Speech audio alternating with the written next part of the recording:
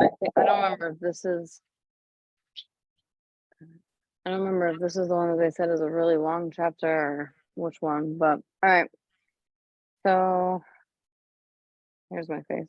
All right, so we're gonna do our Friday reading. Right now it's just me and Comrade Jorge.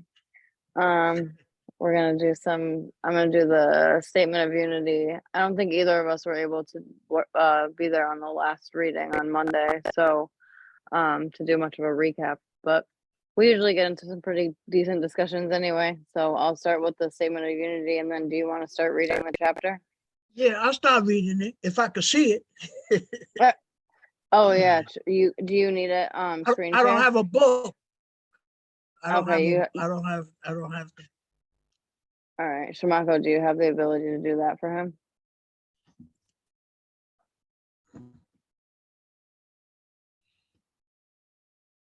I'll start with this and then we'll see if you can do that. Oh, here comes Johnny. All right, we got another Johnny's connecting too. All right, I'll start with this and then we'll go from there. All right, thank you. I see you down there. All right, so the preface is the U.S. was founded as a colonial settler state based upon white supremacy and slavery, stealing the lands of the indigenous nations, breaking every treaty with them, and confining them to reservations or concentration camps. As the country became more powerful, the eagle sunk its claws into other nations, making war on Mexico and grabbing its northern territory, invading Cuba, Puerto Rico, Hawaii, and the Philippines, and either annexing them outright or making them colonies or neo-colonies. And in the 20th century, it became the major imperialist power in the world, exploiting both the people within its boundaries and those in every other country, bullying them with military interventions and robbing them of their right to self-determination. As Huey P. Newton stated, we have two enemies to fight, racism and capitalism. Between the two, capitalism is primary. Racism is a byproduct of capitalism. The working people of the world of every ethnicity or nationality face a common enemy that is destroying life on Earth. Our enemy is a small ruling class of property owners controlling most of the world's wealth and resources. We must have our basic needs met to live a good and meaningful life: food, shelter, healthcare, education, freedom from oppression by the state, and peace with other nations. To obtain these essential things for life, we must have the power to see to it that the abundance that is available is shared equitably. And the Statement of Unity for the Second Rainbow Coalition is: the legacy for the First Rainbow Coalition dates back to its founding on April 4th, 1969 by the original Black Panther Party, original Young Lords, and Young Patriots organization. A number of other organizations joined this coalition not too long afterwards, such as the American Indian Movement, Brown Berets, Rising Up Angry, the Red Guards, and others. Since the founding of the United States, the masses had developed a number of popular movements that came together to fight back against this capitalist imperialist system in various ways around particular demands. Nevertheless, none had established a movement quite like the First Rainbow Coalition. This historic movement was the first of its kind that established a model of class struggle like no other. Its charismatic leader, Chairman Fred Hampton of the Illinois chapter of the original Black Panther Party, stated at the end of the day, we weren't engaged in a race struggle. He said, it's a class struggle, goddammit. By uniting with the various oppressed ethnicities and masses, we were able to bridge the gap between the various ethnic communities that white supremacy had long sought to keep divided. This class solidarity equipped them with the material basis and class consciousness to see their common class condition. Therefore, the necessity to form a united front against their common class oppressor, the capitalist imperialist ruling class. The ruling class viewed this as the greatest threat to their class rule and subsequently used the entire repressive forces of the state, police, courts, jails, prisons, and intelligence agencies in order to crush this emerging revolutionary socialist movement. We refounded the Rainbow Coalition on May 14th, 2021, with the intent of upholding the legacy of the original Rainbow Coalition. We believe that this historic example is the model for the united front that will best serve our class liberation by upholding the 10-point program of the original Black Panther Party, which was subsequently adopted and later expanded by the original Young Lords, Young Patriots organizations, and all other Rainbow Coalition members. We established our programmatic unity. The 6 disciplinary rules that we uphold ties all organizations in our coalition to a common professional discipline. History has bestowed upon our generation a common class mission to fulfill. The representatives of the capitalist imperialist ruling class represented by the Democratic and Republican Party cannot liberate us. It is their class intention and interest to uphold the class, or excuse me, our common class oppression. Therefore, it is only we, the oppressed masses of all ethnicities and nationalities, who must build the necessary class solidarity, class consciousness, organizational structures, and a united front that will ultimately liberate ourselves. This is what the Second Rainbow Coalition is committed to. This is the historic mission we intend to fulfill. Dare to struggle, dare to win, all power to the people, boots on the ground. All members of the coalition are the New African Black Panther Party, White Panther Party, Green Party of New Jersey, Poor People's Army, La Mesa Nacional, Day Brown Berets, Fury, NASO, and the New Area Young Lords, and then Guardian Rebellion. And our 6 disciplinary rules are that 1, members will conduct themselves in a manner to bring credit to the coalition and will treat others with respect and politeness. 2, members will be sober when on Rainbow Coalition business and will not engage in any criminal activity while a member. 3, no member will engage in violence except in the extremity of self-defense. 4, members will not gossip nor be divisive to the unity of the Second Rainbow Coalition. 5, members will not act as informers nor work against the purpose of the Second Rainbow Coalition. 6, nobody is authorized to speak for the Second Rainbow Coalition unless authorized to do so. All right, how are we doing on that? Oh, I don't see it yet. All right, so you don't see it, right, Brother Jorge? Huh? You don't see the book, right? No. Okay. All right, I'll start and then we'll see if it comes up in a little bit. Are we reading High Thurman's book? Not yet. We're still on Kwame. We're still up. We're on chapter 18 now. If you're looking at it on like the PDF, it's on mine is 199.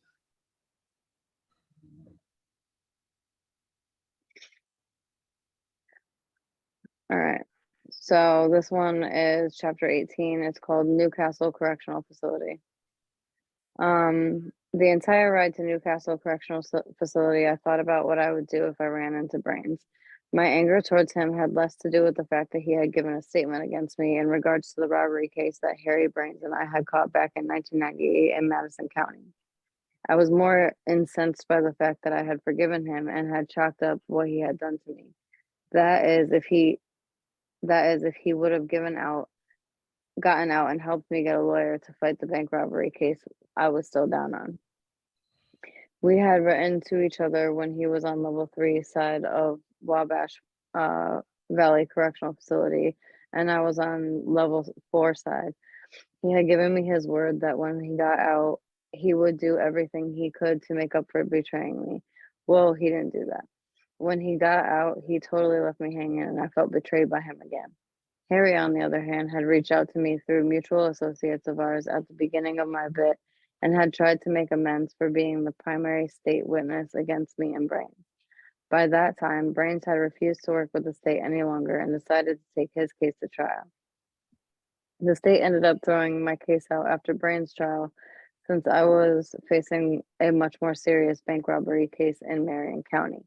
Even though Brains had given a statement implicating me in that robbery in the beginning, the fact that he had changed course and refused to work with the state, I ended up taking the stand at his trial to help him. I didn't want to see Harry ruin Brain's life while he got away scot-free for testifying against him. I told Harry in my last letter to him that because he did what he did and had followed it all the way through to the end, that if he ever came to prison for anything and I ran into him, I would definitely be out for blood. There would be no forgiveness in my heart for him, and I meant that. I couldn't believe he turned state witness against us after I robbed a bank to help both of them in that case. As much as I despised Harry, I still told the jury that there was no conspiracy to rob anyone. I told them we went to buy a bag of weed and I knew nothing about a robbery.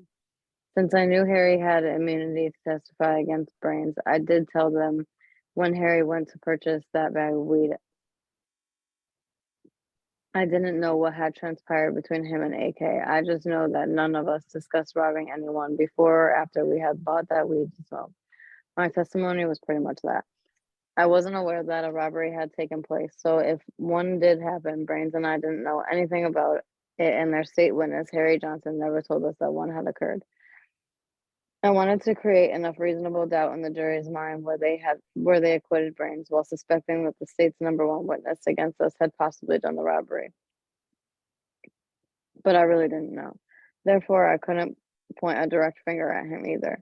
Again, a lot of young white people viewed young black males as ignorant and dumb, so I played the stereotypical dumb, I'm not saying that word, role. I don't know what transpired. I just know Brains and I were in the car and Brains was asleep the whole time. That was my testimony and I stuck to it. Brains ended up getting convicted of that robbery nevertheless, and my testimony ended up being impeached by the prosecution erroneously. The Indiana Court of Appeals upheld his conviction in the case of Darrell C. Newman versus the state of Indiana. That's a whole lot of stuff, but the case number is in there.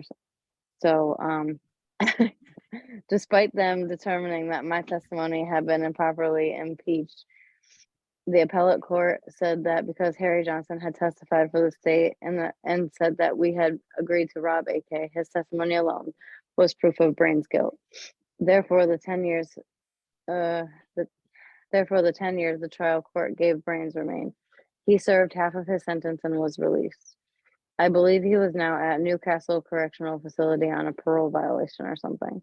That trial swirled around across the screen of my mind as we headed towards Newcastle Correctional Facility.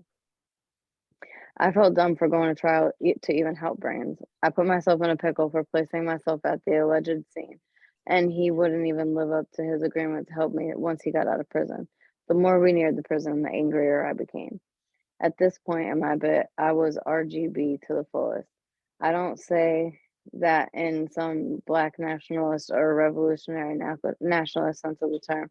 I was revolutionary but gangster in the sense that my outlook on life was an amalgamation between revolutionary politics and the prison culture that had conditioned me. I always felt that one should keep politics in command, but I also believe that violence and the threat of violence was necessary when dealing with the lumpen prison culture. Sometimes the way I viewed doing that was no different than a common criminal devoid of any revolutionary content. That's where I erred at times. This would be a contradiction that I would wrestle with throughout my entire time in prison.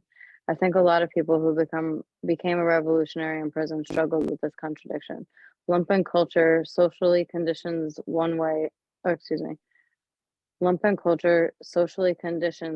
in a way that revenge can be revenge for revenge's sake. Whew. You can easily lose sight of what the overall goal was and live in the now and regress into being the opposite of your politics. RGB for me had a lot in common with applying the Machiavellian ethics to confronting social conditions rather than a true Marxist-Leninist Maoist one. All right, Brother Jorge, you got anything to say about that? I feel like you have. No, nothing yet? Not yet. All right. All right. As far as considerations of what was legal or illegal, which was very much related, I no longer thought like that. I had read too many books and directly experienced too much corruption in prison to be brainwashed by shit like that anymore. I viewed legitimate capitalism and illegitimate capitalists and the illegitimate capitalist street prison culture as in a way two sides of the same coin. However, it was actually the former that was the coin itself. Crime was just a byproduct of capitalism. Capitalism had just divided what was criminal and legitimate based on how the ruling capitalist imperialist class defined their class interests at any given time within the framework and parameters of the law.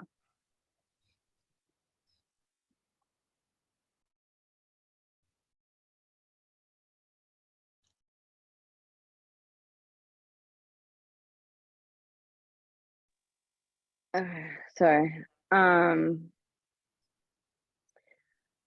was I? The framework parameters of the law.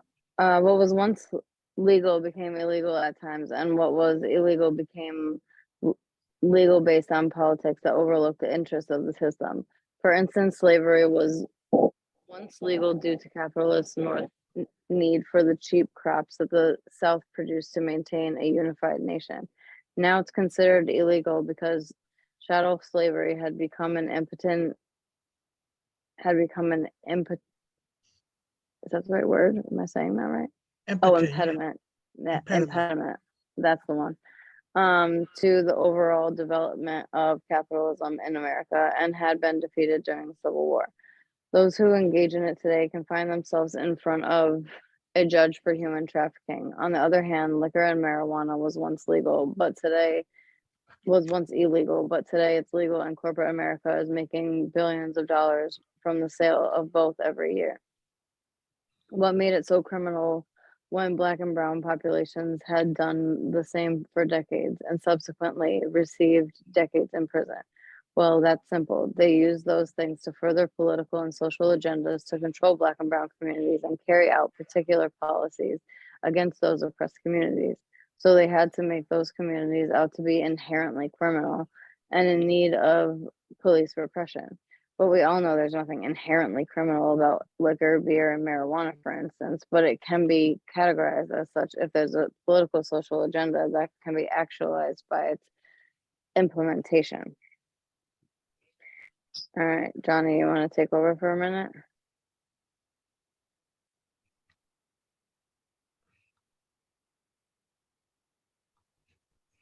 Yes. Where it says what made those? Correct. Okay. What made those things? RBG is when a revolutionary participated in a legitimate or illegitimate Illegitimate, yep. Okay. Capitalism to further individual aspirations and ambitions or engaged in criminal activities which harm the community. I witnessed a lot of the so-called revolutionaries who sold hardcore drugs like crack, cocaine, heroin, meth, Suboxone, Suboxone, yep. okay, Suboxone, etc., and try to justify it. But there's no way one can justify that when they are nothing more than just a legitimate capitalist in practice. That part of RBG wasn't where I wrestled with the conditions. Oh, traditions, contradictions in myself. It had everything to do with how I had viewed dealing with others in a Machiavellian. Machiavellian. Yeah, I wasn't sure about that one either. Okay, cool. Way in a cultural, that's Philosophical. Philosophical Philosophical. outlook. I had viewed dealing with others in Machiavellian way in a cultural, Marxist, Leninist, Malice. Maoist, knows, however, that when you truly keep politics and command, the means by which you reach in the end must reflect your revolutionary ethics throughout the whole process. As we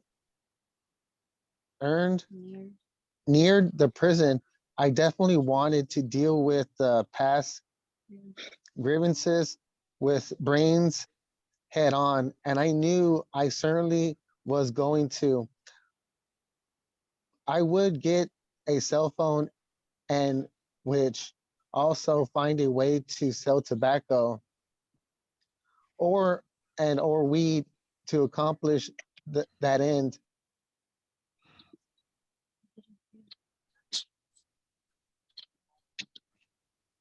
I didn't feel the same way about hard drugs though. I most certainly viewed them differently. Drugs such as crack, cocaine, and heroin had destroyed families, whole communities, and generations. I despite that shit, despise that shit. The war on the war on drugs had been a war on us, so I refused to even consider doing that to get a a lawyer money. But as far as selling tobacco or weed, a cell phone shit, I knew I had to get caught besides day. So I wasn't really concerned with those things being illegal in prison. I didn't give a fuck. Didn't about their rules, regulations, and laws. Selling those things or being in possession of them didn't contradict my politics as long as I didn't get to absorb into it and allowed profit to be placed in command and lost sight of why I decided to temporarily jump into the game. I had a limited goal to achieve, and I was hard set on doing so. I didn't want to be on some RBG shit if someone didn't pay me my money or on time, or be using people just to profit off of to achieve my end. Into getting into the game could easily make one digress digress if they allowed it to be. By the time you looked up, you all were all gangsta and no revolutionary. This the same happened to even Huey P. Newton, the co-founder of the original Black Panthers Party. He started off as a revolutionary, but died as a ordinary gangster who was murdered by a black guerrilla family member in 1989, who was also some RBG shit. Huey, though, had lost his way long before that incident that got him killed. When we all got off the prison transportation van and entered the intake area of the prison, we went through the regular routine of being issued clothes, being screened by the nurse, given a property box, and being assigned to a dormitory. I think they told me I was going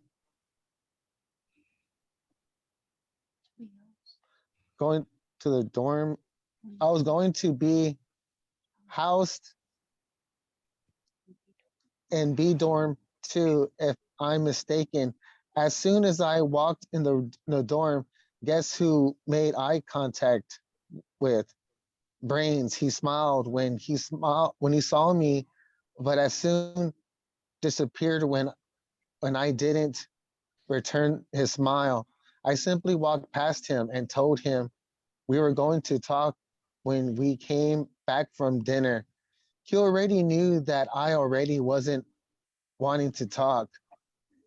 As all the guys in the dorm poured out of the exit and started to make their way to the chow hall, I went into the pod too and dropped all my property by the bed I was assigned to.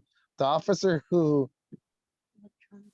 electronically controlled the ingress and egress out of the dormitory let me know, and the other new guy who was assigned to the same dorm as me out of told us that we could head over to the chow hall.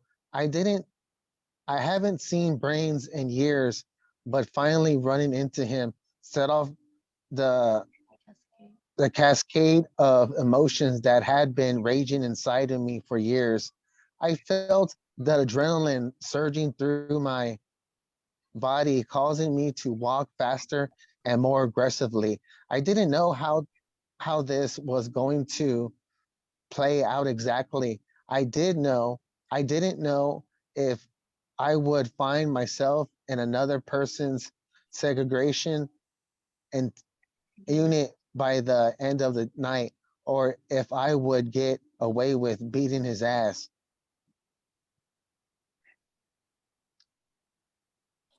When I walked into the chow hall and got into the line, Brains was in the middle of the line. He turned around and looked eyes on me. The time he wasn't cracking a smile, his facial expression was one of the certain and uncertainty. I still I still had the same serious, Static. static, Stoic. stoic look on Yes, my static. stoic look on my face with no vocal words coming out of my mouth. I simply lived while we talked when when we get back after I got my tray and sat down. After I got my tray and sat down, I gave my tray to one of the guys on my table. I didn't have an appetite. My thoughts were preoccupied by what would be transpiring within the next 30 minutes or so. I left my body shaking and with the excitement and anticipation. Occasionally, we would look back at my table every time we would. He noticed that I wasn't already looking at him. I counted on the guys he was with. I figured that they were most likely vice lords because that's how he rolled.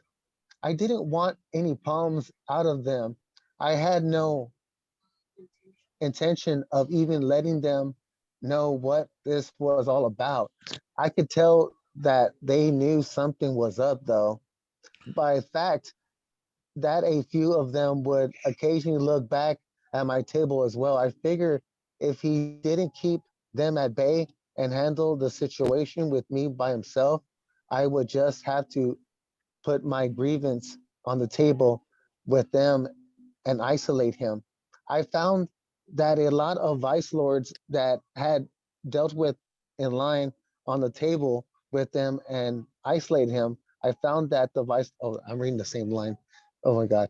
Past were a lot of reasonable that the GDs at times, if one of their guys had done something fucked up shit, they would let one handle your business and not intervene. I'm not saying this was the case all the time. Some GDs weren't like Mark. the weren't like that as well. I'm just saying that to say that I wasn't too worried about the vice lords. I had paperwork in my property to prove he had told on me. After chow ended, we all made our way back into the dorm. His guys and him were waiting for me in the corridor of the dorm. They asked him in front of me if everything was okay.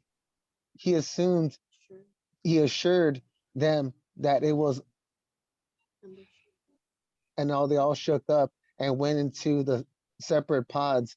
He sat and I went into the us from the guards. No wasting any time. I went in. Dig this here, I said with anger in my eyes. All I asked was that you help me get a lawyer when you got out, motherfucker. You got out and you didn't do shit for me. Say the way I see is that we're going to go into the bathroom and we're gonna fight, win, lose, or draw. Bro, I'm I'm sorry, bro, for getting out and leaving you hanging. I know I said I was going to get out and help you.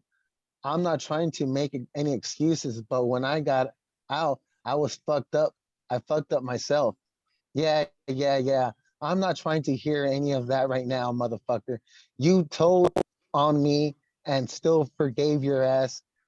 So all I want,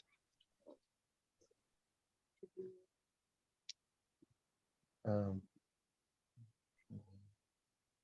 All I want to do right now.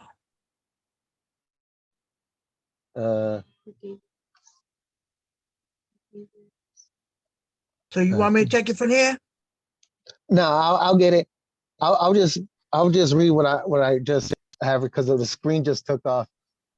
Okay, bro, I'm sorry, bro, for getting out of and leaving you hanging. I know I said I was going to get out and help you. I'm not trying to make any excuses, but when I get out, I was fucked up myself. Yeah.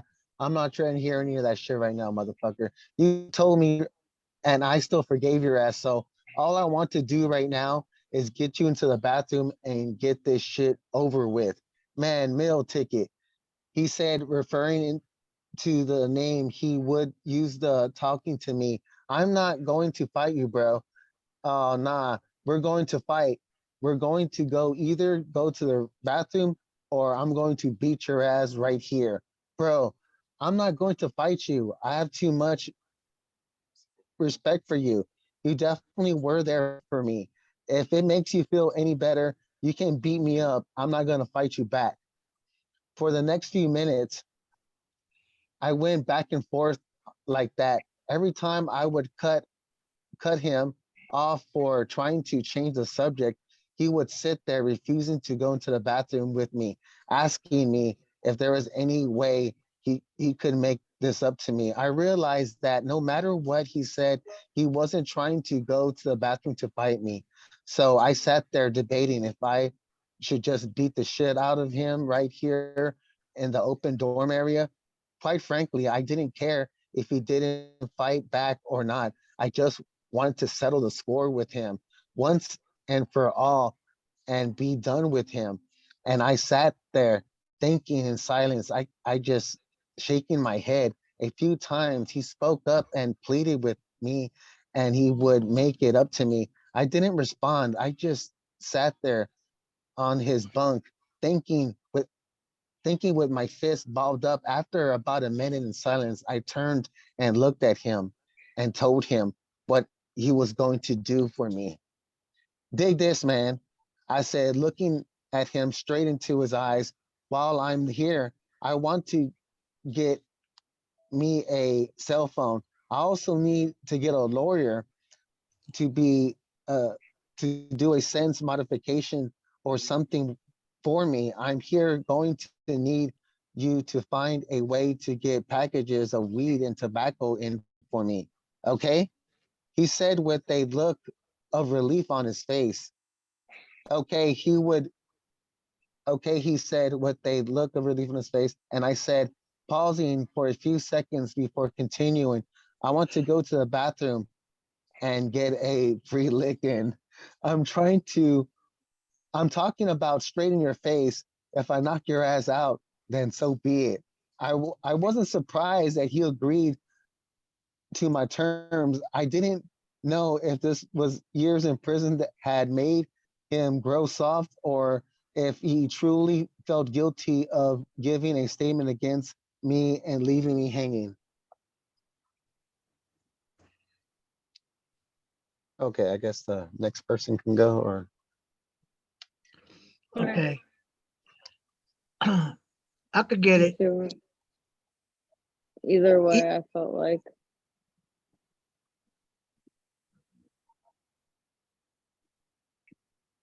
You got it or I got it? No, go ahead. Either way, I felt like I was killing two birds with one stone. I just couldn't let him get off with at least punching him in the face once. I had no intention of showing any mercy on him either.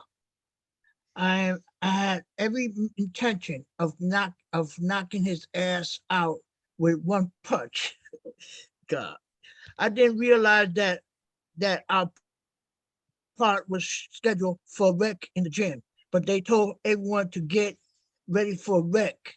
Instead of getting my free lick, before we went to the gym and possibly fuck up his face, I figured I would wait until we got back from rec. As we waited, he started to tell me how sorry he was again. I honestly and was still angry, but I also started to soften up a bit since I got what I wanted and he looked so pitiful to me. He just didn't seem like the same cocky brains I had first met in boys' school. So I once viewed like a little brother. The person in front of me looked how defeated, weak, and shell of his former self. I've noticed that he was going bald on his top of his head and had aged quite a bit since the last time I had seen him. The more I stared at him and listened to him, I started to feel sorry for him. It was a feeling that didn't sit comfortably with me. He started to tell me how he started to snort cocaine when he got out of prison and had a hard time piecing his life back together. I remember he had a girlfriend who he was fucking with in boys' school and started to fuck with again when he got out. But he said she had left him at some point in his bit. When he started talking about his mom and sisters, his story easily really started to make any my anger towards him dissipate because I still love his family. Part of me felt responsible that he had even caught that case. His mother at the time viewed me as being a positive influence in his life. When he got out of boys' school, I was one of the first people that started coming around his family. Since I had a job and seemed like I was getting my life on track, she would often insinuate to him that he should be going doing the same as me. Instead of doing that, the first and only robbery I committed with him got the board got the what? Board going into a direction neither of us could stop and reverse. Dissipate and giving him statement against me. I always I always blame myself for leading him down the road with me. About he was already into criminal shit before meeting me. He mainly was into seeing drugs, but I knew he would forward me in whatever direction I chose to lead us. If if I really wanted him to stop selling dope and get his life together, I knew he would do so if I helped him get a job and was right there to keep him on narrow road. Yeah, he had another negative influence on his life besides me, but I knew I had probably one of the greatest influences over him. I was 19 when we got caught when we caught that case. He was 16. That's why it was always easier for me to give him a pass and be a little soft on him. Yup, he betrayed me, but I felt like I betrayed him and his mother first by. I don't see nothing else. By okay. Oh, when Rick came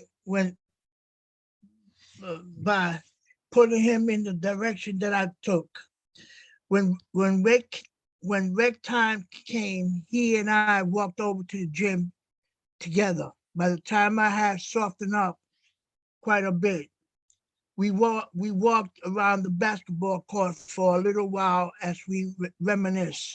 At one point, we found an open basketball court and shot around as we continued talking and foul and filling each other in and on what had transpired in our lives since we last saw each other.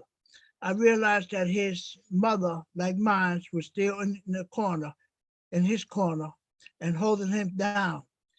He had a girlfriend who was writing out for him too. That was new. At the time, I had a girlfriend named Lindley, who was in my corner as well. I talked a little bit about her and how much of a blessing she was to me. I told him that Peaches and I broke up around the beginning of my bid. As we named this, as we near the end of, as we near the end of the rec period, we went outside and walked around the track. That's when a friend of his passed him a cell phone. It was dark outside. I wasn't expecting to talk to his mother, but he gave her a call and let me talk to her for a little while. I felt a little awkward talking to her because I always figured she probably hated me for dragging her son into a robbery dad left him with 10 years. But she was cool. She already sounded like she was glad to hear from me. We didn't talk for long. After he hanged up, he told me that he should be getting his own cell phone soon, and that when he got it, I would use it at any time I wanted until he could get one in for me.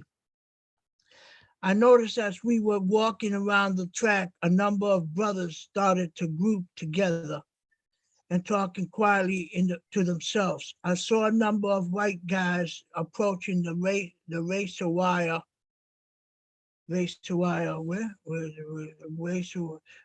wire fence, looking around. I don't know where that feeling comes from, but right before shit went down, I would sometimes sense something was about to happen before it actually did. And sure enough, I watched this guy appear from nowhere from behind a tree on the outside of the fence and started throwing packages over the fence on our side. There were two razor wire fences.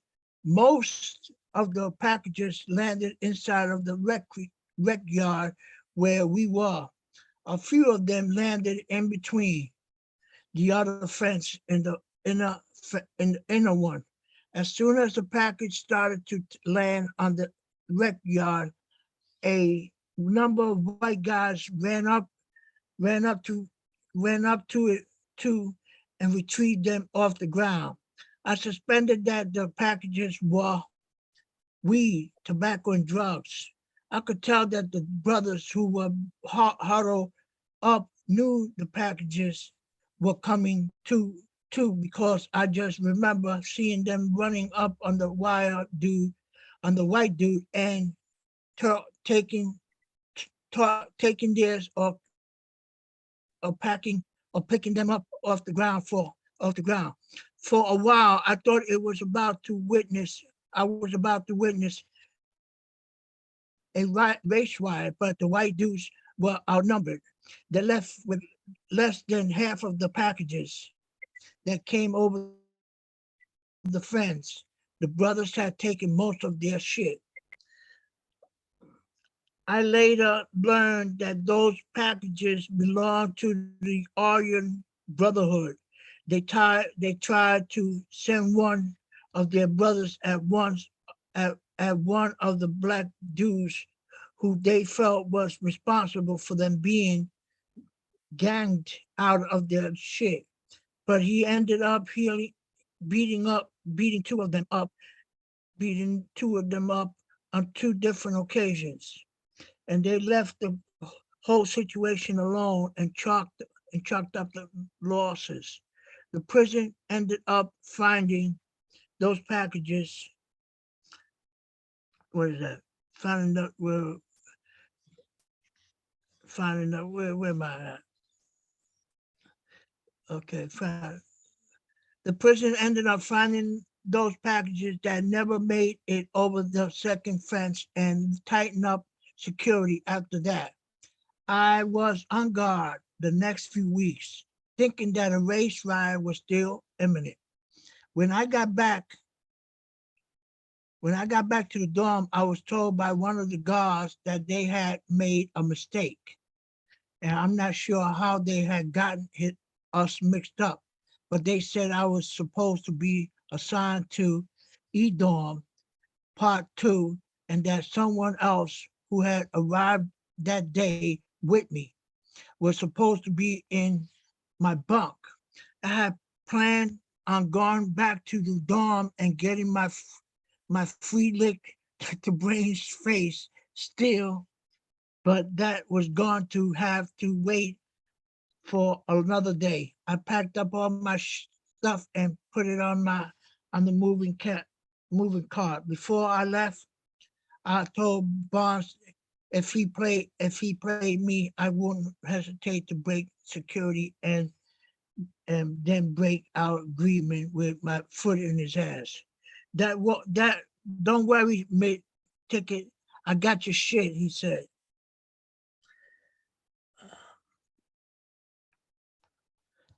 I walked out the door wondering if he would betray me for the third time. If he did, I knew there won't be any more passes for him. E-dorm was divided into four parts when you walked in the building. There was an open control area that sat in the middle of the circular hallway that controlled the movement in and out of each part. Each part could probably house 50 to 75 prisoners if filled to maximum capacity. When you first walked into part 2, there were about four pay phones lined against the wall to the left of you. Directly in front of you was a day room area with a number of metal benches you could sit on to play cards or watch TV. The TV sat high on the wall behind you right under the door. To the far left was a communal bathroom area that had several urinals, a few toilets you could sit on, and about 3 showers. Behind the day room area was where the bunk beds were located, which lined the back half of the part. To the right were steps to go up to the top range. The top range was basically set up the same minus the day room and phones. If you needed, if you leaned over the balcony, you could see everything going on in the day room from above. Wow. My bunk was the second bed in front. I was assigned to the top bunk. I think that the only thing I liked about my bunk area was that I could see the TV clearly without any obstructions. However, I didn't watch TV much, so that wasn't too big of a deal for me. My first week there was probably the hardest to adjust to. The whole communal environment itself left me feeling constantly violated. I normally read books every day. It was hard for me to concentrate long enough to finish a page, not to mention a chapter. It seems like every few minutes somebody would be coming up to ask you a question, or you would go, or you would be interrupted by all the loud commotion going on. Let it be commissary day, and they were playing poker. It might be quite a day at time. It might be quite quiet at times, but when someone went all in and won a chips, the room would suddenly be drowned in noise. For one reason or another, I was hard to concentrate for too long, especially if I was trying to read or write. As weeks passed, I noticed I stopped reading and writing a whole lot. Instead, I started using my time in the day room to distract myself like everyone else. I played spade a lot, started to work out with some of the guys and just kicked it. Occasionally I would use the payphones payphones since they stayed on practically all day. That was probably the best thing about being in a dorm.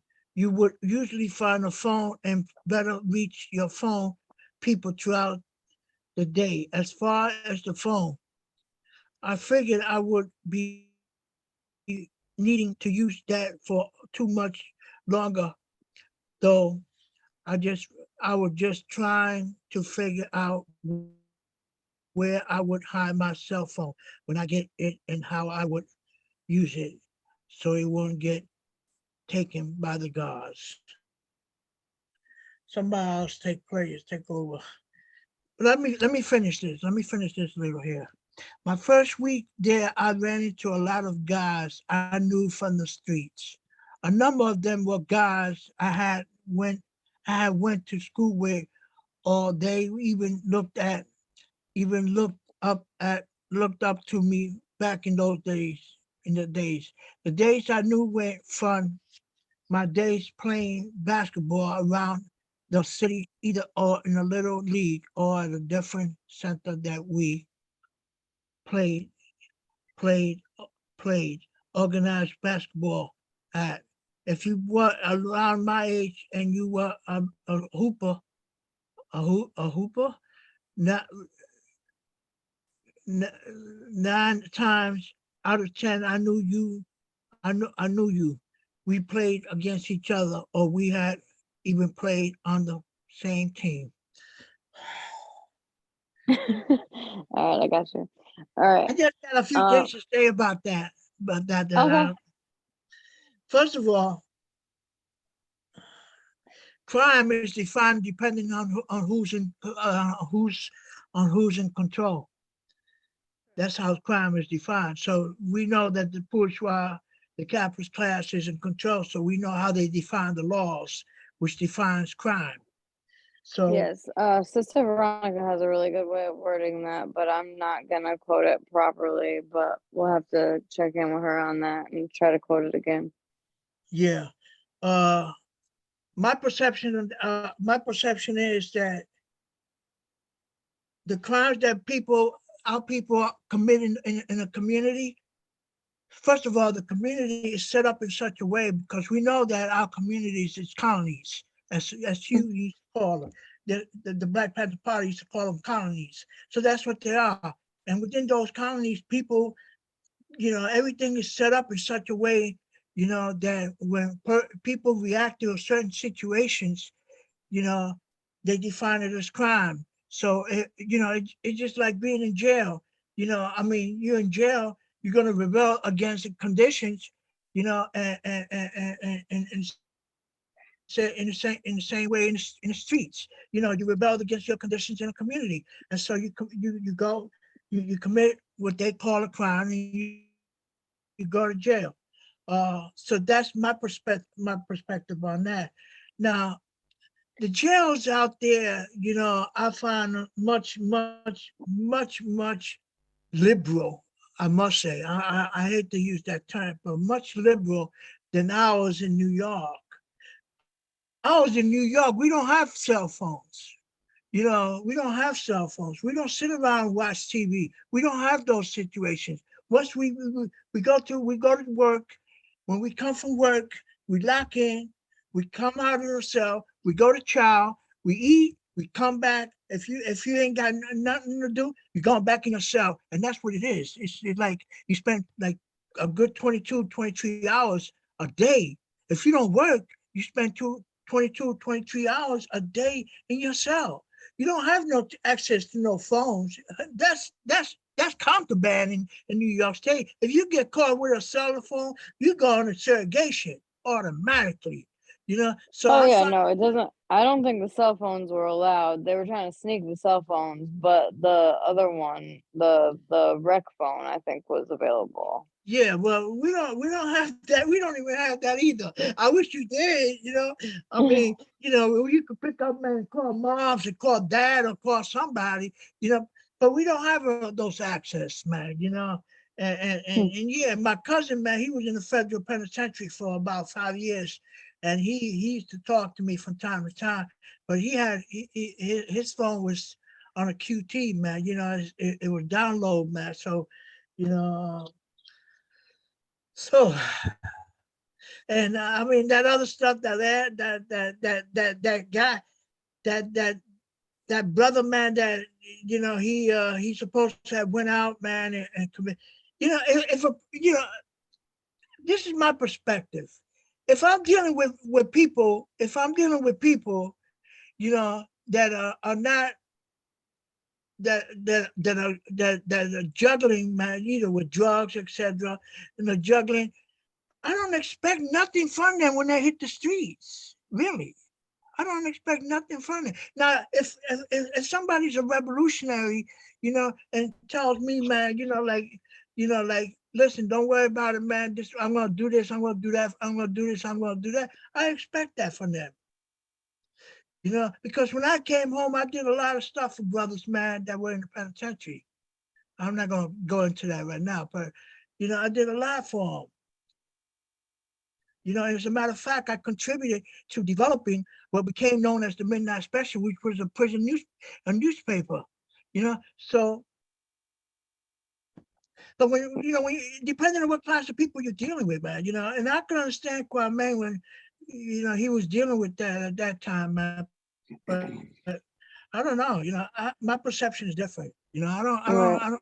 I can't trust nobody that is. I mean, I could trust, man, people that smoke weed. I could trust them. But people that go too far deep into drugs, I can't trust them. I can't trust them. Right. Yeah. Well, I can definitely say that drugs, in my experience, have uh changed the things that people were willing to do to get drugs. Yeah. You know. All right. You want me to keep going? All right. I met Mackie when I used to play at the Riverside Recreation Center out west. He and I never played on the same team together, but we played against each other all the time. The squads we had during those years at Riverside were some of the best teams I ever had played on. We rarely lost. Everyone knew my stepfather and cousin Carl. Carl's team definitely had the best guys in the city. The gym would be packed watching those games. I hadn't seen Mackie in probably 15 years at the time. He was working in the gym, but as soon as I saw him and he saw me, we chopped it. I think I even remembered his name. Sometimes I can be terrible at remembering a name. I might remember your face, but I can't promise you I'll remember your name. We parted ways with him promising to send me some weed. I think it was the next day that somebody in my pod handed me a $50 bag from him. He had looked out for me before any of my homeboys. Him and I weren't even tight like that. We just knew each other from playing basketball against each other all the time. If you didn't know that, you would have thought we were best friends just catching up. Mackie and I became tight after that, and that's why it hurt me when I found out that he got killed in a motorcycle accident not too long after he got out. Rest in power, Mackie. Wow. During rec in the gym, my first week there, I also ran into Big Tony. I had known Big Tony ever since my Atkins boys school days. We didn't become tight until I moved into the Northwest side and started attending Lincoln Middle School together. He was Luck's cousin who was balling at the time on the streets. We talked a lot about him. I was still tripping about him being one of the biggest weed boys on our side of town because I remember when he was a petty criminal. While Bucket was a real life manifestation of O-Dog in the movie Menace to Society to me, that's how Luck used to look up to me. I'm sure if I never got locked up, he would have brought me on board with him. I thought that about that every now and then. However, I was glad I had changed my life and was now revolutionary. I ran into Big Head Tim while I was at Newcastle as well. He and I went to Pike High School together. We weren't close or anything. He was just one of the younger guys who later viewed me as one of the legends on our side of town. After I had gone away, he became one of the players in the street himself and had started making a name for himself. I've always felt humbled by the younger guys I would bump back into years later who viewed me in some idealized way. I usually would let them know I was no one to look up to because that person was a fucked up person who didn't care about my own life. And that's why it was easy to do the reckless shit that I would do. Sometimes they would hear me, but I think most of the time they didn't understand where I was coming from. I never got around to sharing that part of my story with Tim. I wish I had because when he went back to the streets after his stint at Newcastle, he was murdered. Rest in power, Tim. Wow. Yeah. I bumped into Bird the first week I was there too. His cousin Donnell was one of the original GTC boys. Bird lived in the hood on the other side of town, but every summer he would stay in Georgetown Crossing with his cousin. He was a little guy back then. When I ran into him at Newcastle, he was a lot taller and bigger than me. Now he was a black pea. Uh, now wait, he was now a black pea stone who was always saying that the stone's running. I learned that he was going back and forth to Chicago, and that's how he became a Stone. I was mostly impressed with him on the basketball court. His hops were out on the gym. Wait, his hops were out the gym. Yeah. If he was on a fast break by himself, we all expected him to Donkey Kong dunk the ball. Out of everybody I ran into my first week, I was most impressed by Boo. I hadn't seen him since I was about 10 and we were playing Little League together. He and I were on my cousin Carl's team. The last time I remember playing with him, I probably scored 20 points, mostly from three-pointers. He was about 2 or 3 years younger than me. If I'm not mistaken, I think we lost that game. I just remember him being a little guy who was up and coming. Carl always had somebody he was grooming to be the next Don Mallory or something. Not too long after I got there, they were just about to start the playoffs. I immediately got picked up by one of the coaches during a pickup game. I had no intentions on playing initially, but all my homeboys from my city were eager to see if I still had it. My first game I played like a complete bum. I think I only scored 2 points, disappointing a lot of them.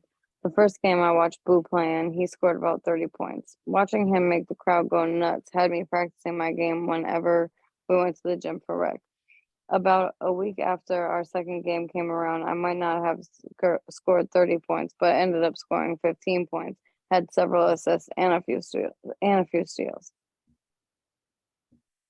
The fact that all my homeboys were there to see it made me feel redeemed.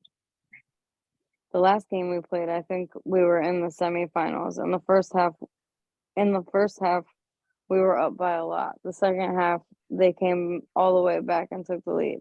By the end of the fourth quarter, I had made up my mind that I was going to take the game over. I came down the court and drained 2 3-pointers back to back. One of them was far behind the 3-point line. That had everybody in the gym on edge.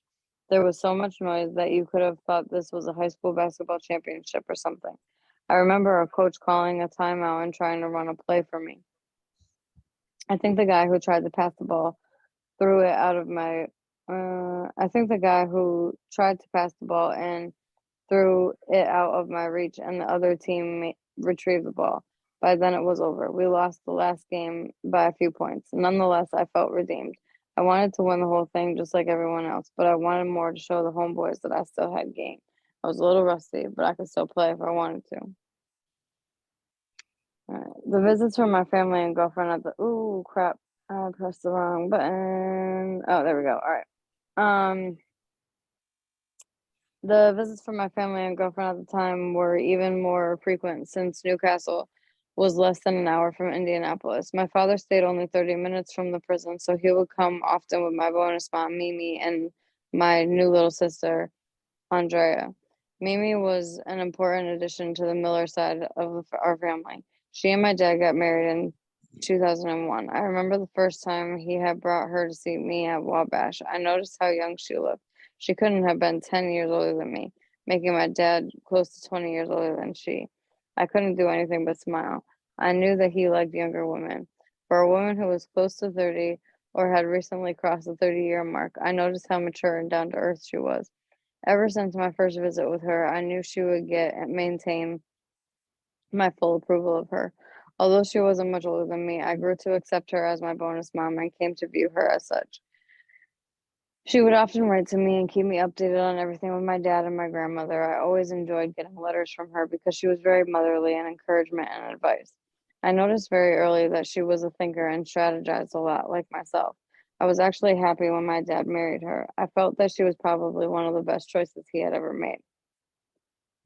I think she helped bring some of the better qualities out of him. He needed someone who could check him when he needed to be checked, and she didn't mind doing that. Initially, when he told me about his desire to have another baby, I was against him having another child, although I never voiced that to him directly.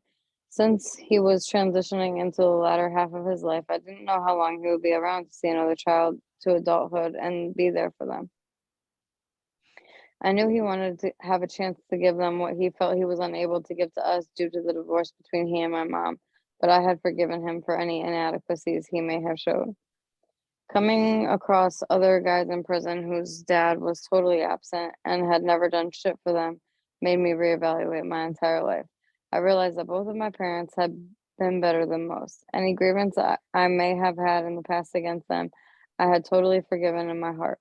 I think that's important to do when one gets older, not only because you realize how hard it truly is to parent a child, but because you cut the umbilical cord of blame that prevents you from growing up, living your life, and taking full responsibility for your choices.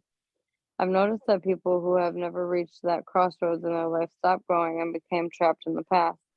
They blame their parents for everything, thus becoming emotionally and psychologically trapped in an adolescent stage of dysfunction in the present. One of the reasons why I never wanted any kids of my own was because I realized how hard it was. I knew there was no one size fits all book to parenting. That is for damn sure. Um, when my little sister Andrea came along, I was excited. The older she got, the more and more she looked like me. In fact, she looked more like my child than my father's. It didn't take long before she grew on me. The most memorable visit I had with her was when she was about 1 or 2. My mom, Mimi, my grandmother, and she came to visit me. I remember them walking into the visiting room and Mimi putting her down on the ground. As soon as she locked eyes on me, she ran over to where I was standing and jumped into my outstretched arms. I could have melted into butter that day. She completely won my heart over. I never looked at her as my half sister. She was my sister. Now I had two. My sister Nikki was pregnant around the same time Mimi was with my sister Andrea. I can't say I didn't voice my initial displeasure with her when I learned that Nikki was pregnant. I was shitty to say the least. Nikki had been my pride and joy since she was in my mom's stomach. I had always wanted a little sister who I could love and protect. I didn't want to see her make the same mistake that women did by becoming pregnant young. But she was out of high school and everything, but I wanted her to focus on building a stable life and pursuing whatever she was passionate about first. I didn't want her to worry about getting married and lost into all that fairy tale shit that little girls dream of. I wanted her to pursue life like society socially conditioned men. Society didn't condition us to pursue marriage and kids as being the ultimate goal to attain in life as it did women. It told us that we must go out and explore the world and find something we were passionate about. It told us that we were conquerors. Therefore, we need to find some pursuit to conquer that would leave us fulfilled and accomplished and bring us meaning in life. For me, I felt that society should have conditioned women to feel the same. I thought it was crazy that it made them feel that their womanhood was meaningful only when they found a husband and had their children. It was as if they didn't have any meaningful goals that weren't tied to sex. I didn't want her to make the same mistake that many women had made before her. She would have children and then later in life talk about how they had forego the things they had been passionate about in order to provide for their children. I felt women could have both if they pursued their passions first and allowed marriage and children to come along as they pursued that. At least that's what I wanted for my sister. When she had my little niece, Nikayla, I fell in love with her instantly. I couldn't believe I was an uncle. As she got older and began to walk, I looked forward to our visits. They would come and see me at Michigan City, and I would use half of the money they would bring me for food and snacks to let her get what she wanted out of the vending machines. The whole time I would let her sit in my lap as we went from candy bars, chips, and ice cream. Listening to her talk about whatever she wanted to, those are some of my best visits. The most memorable one I had was with her when she and my sister came to see me with my mom at Newcastle. My sister had gotten up and started to head towards the vending machine area. I guess Michaela wanted to go up there with her mom to point out all the stuff she wanted. I remember her taking off running and halfway there falling hard to the floor. We all broke out laughing because the way she went down. She didn't like that one bit. She pulled herself together and told us in the most serious tone, "I'll be back," and pointed at us as if she was going to address this matter with us when she returned. That made us all laugh even harder. It was moments like this that made me realize how much I wanted to get out so that I could be part of both Andrea and Michaela's lives. Johnny, you want to take a turn? Where it says, as weeks begin. Correct. Okay, as weeks began to months, I began to get frustrated about a number of things I was still having a hard time adjusting to being in a communal environment. The fact that I was in a dormitory at a level 2, 3 facility, I was experiencing a cultural shock of sorts, the way that the conditional officers addressed the prisoners routinely. There was even more discarding and dehumanizing. I felt witness prisoners get so comfortable. What's that word right there? Fraternizing. Fraternizing with the guards, that they would openly call guys bitches or make jokes about their mothers in front of everyone in the day room. All of those prisoners would do was laugh it off. Sometimes it would be all fun and games, but other times they would be all right, disrespectful. Neither scenarios set well with me. The first correctional officer who got out of pocket with me like that, I knew I wouldn't hesitate to show them that all of us weren't cut out for the same cloth. I didn't like being in the environment which forced me to have to address other people's recklessness. I would often speak on shit like that when the guards would leave out of our pod, and explain to the ones engaging into shit like that they were opening the door for them, calling all of us bitches and talking about our mothers too, as if that shit was okay. I realized that most of the younger guys had never been into a medium security prison. Therefore, many of them didn't view the correctional officers as and at congressional and us through the lens.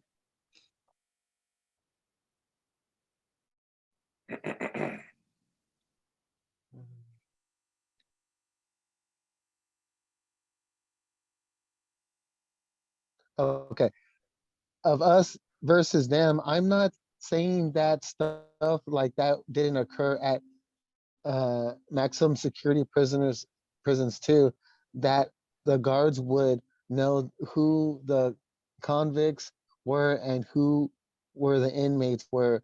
Some of us wouldn't even give the guards any communication whatsoever. That's how the guy buddy was.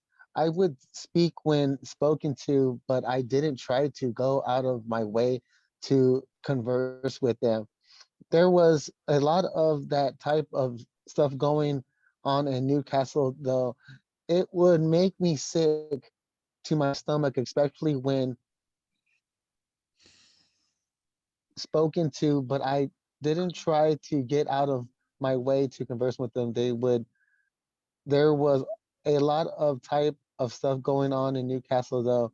I would make me sick to my stomach, especially when the guards would openly disrespect some of them guys in front of all of us by calling them bitches or talking about their mothers.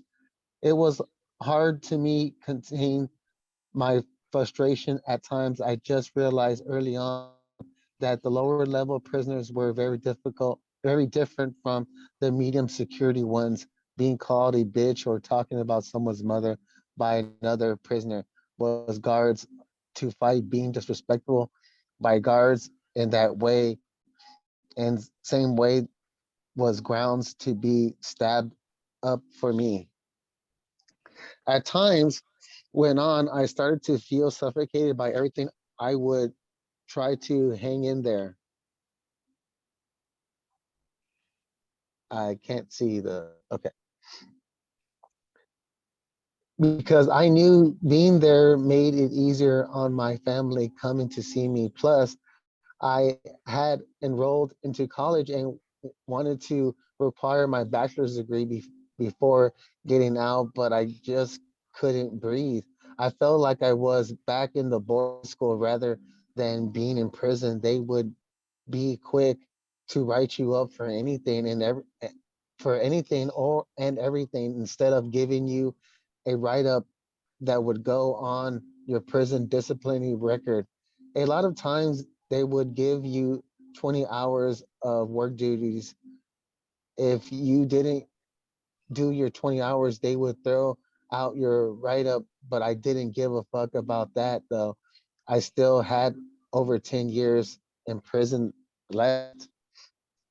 I came across a number of guys who had been down 10, 15, or 20 years themselves, and they would tell me how hard it was for them to adjust to a level 2, 3 prison as well.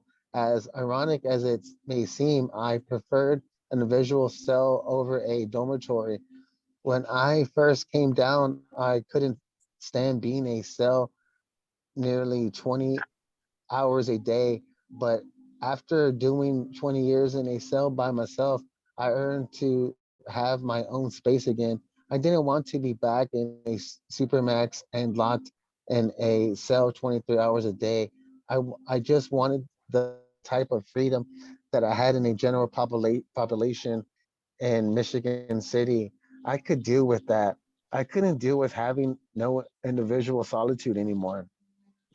In additional to that, I was becoming impatient with brains. I was feeling like he was taking my kindness for weakness. I figured I would have a cell phone and be getting packages of weed and tobacco by now. Every time I would send him a kite asking him why it was taking him so long to fulfill our agreement, he would always had some excuse. He had gotten himself a cell phone and would occasionally send it to me to use overnight, but I wanted my own. After a while, my patience ran out. I remember one day I had broken security and went right into his dorm. I gave him what does that say? Correctional. Correctional? Correctional officer working his dorm. Some excuse about needing my legal work from him to gain access to his dorm. I banged a couple of times on the window of his pod to get his attention. When he came in the hallway, I tried to do my best to hold my composure. You playing with me, man? I whispered to him with a glimmerance on my face. Grimace. Grimace. Grimace, grimace on my face. Nah, meal ticket, I promise. I'm on it. No bullshit, bro. I'm working on getting your phone. Don't make me fuck you up, brains. I promise. I have no problem beating your ass, man. I got you, bro. You said with a concerned look etched into his face. Okay, I can't read the rest. Go back in there. Okay. Go back in there and give me some type of paperwork. I told her that I was getting some legal work from you. When he returned, he handed me some miscellaneous paperwork. I took it, thanked the guard for letting me get it, and headed back to the dorm. Later that evening, Brain sent me about $25 worth of tobacco. I didn't know if this was a pixely, what? Pacify. Pacify. pacify me or a good gesture on his part. I just knew if he didn't come through soon, it was going to be me and him. I was awakened by one of the correctional officers who worked on our pod the following morning. He wanted me to step out in the hallway to speak with him. When I got out there to hear what he had to say, he informed me that the counselor wanted me to send all my property boxes home that they were holding in a room that was the last straw for me. There was no way in hell that I was going to let them do that. That was the I still had stuff I needed to file in court. I needed all of my legal work to do that. According to our own policy, I had every right to keep my paperwork. Now I had other property boxes that were legal work, such as all my books and old letters that I had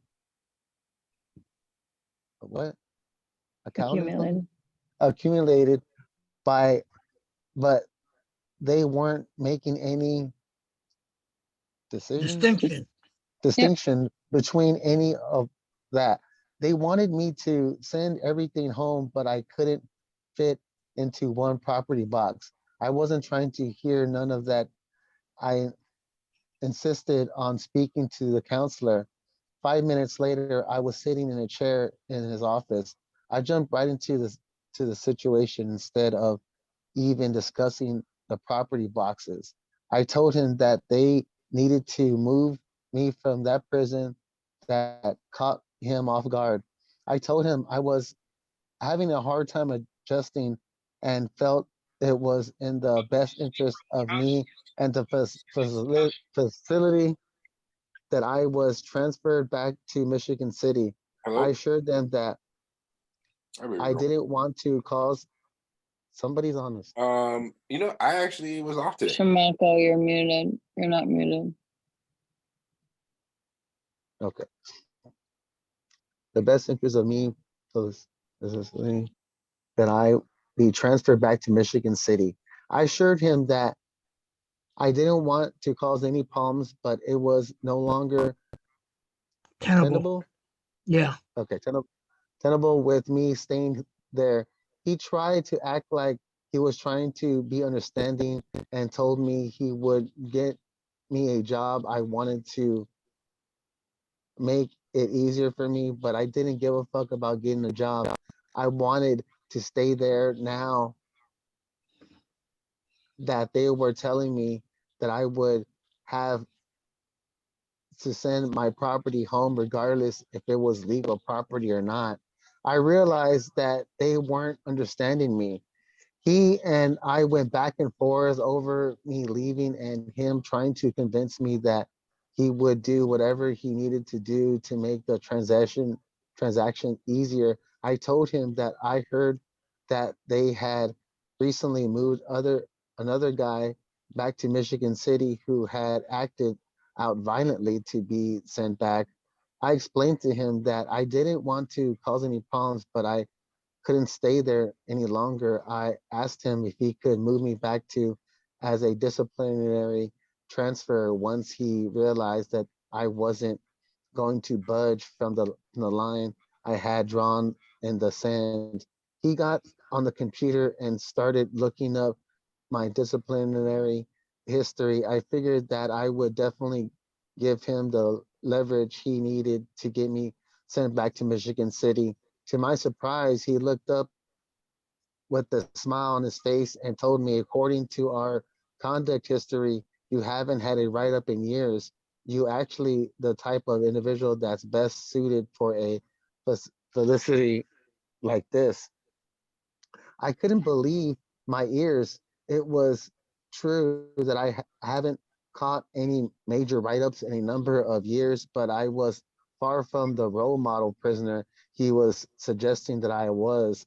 Back, look back in 2000 and 2001, I said, sitting on the edge of my seat, I'm sure you can use that conduct history back then to gave me a transfer back to the city. He scrolled back and far back and the computer would allow him. He said, but he said there wasn't anything that he could see that suggested that I would ever be a disciplinary problem since I had been in a prison. All I could do was laugh. That's news to me, I said, completely disbelief. I wouldn't, I've been on a disciplinary and Administrative. administrative segregation nearly my entire time in prison for 5 years.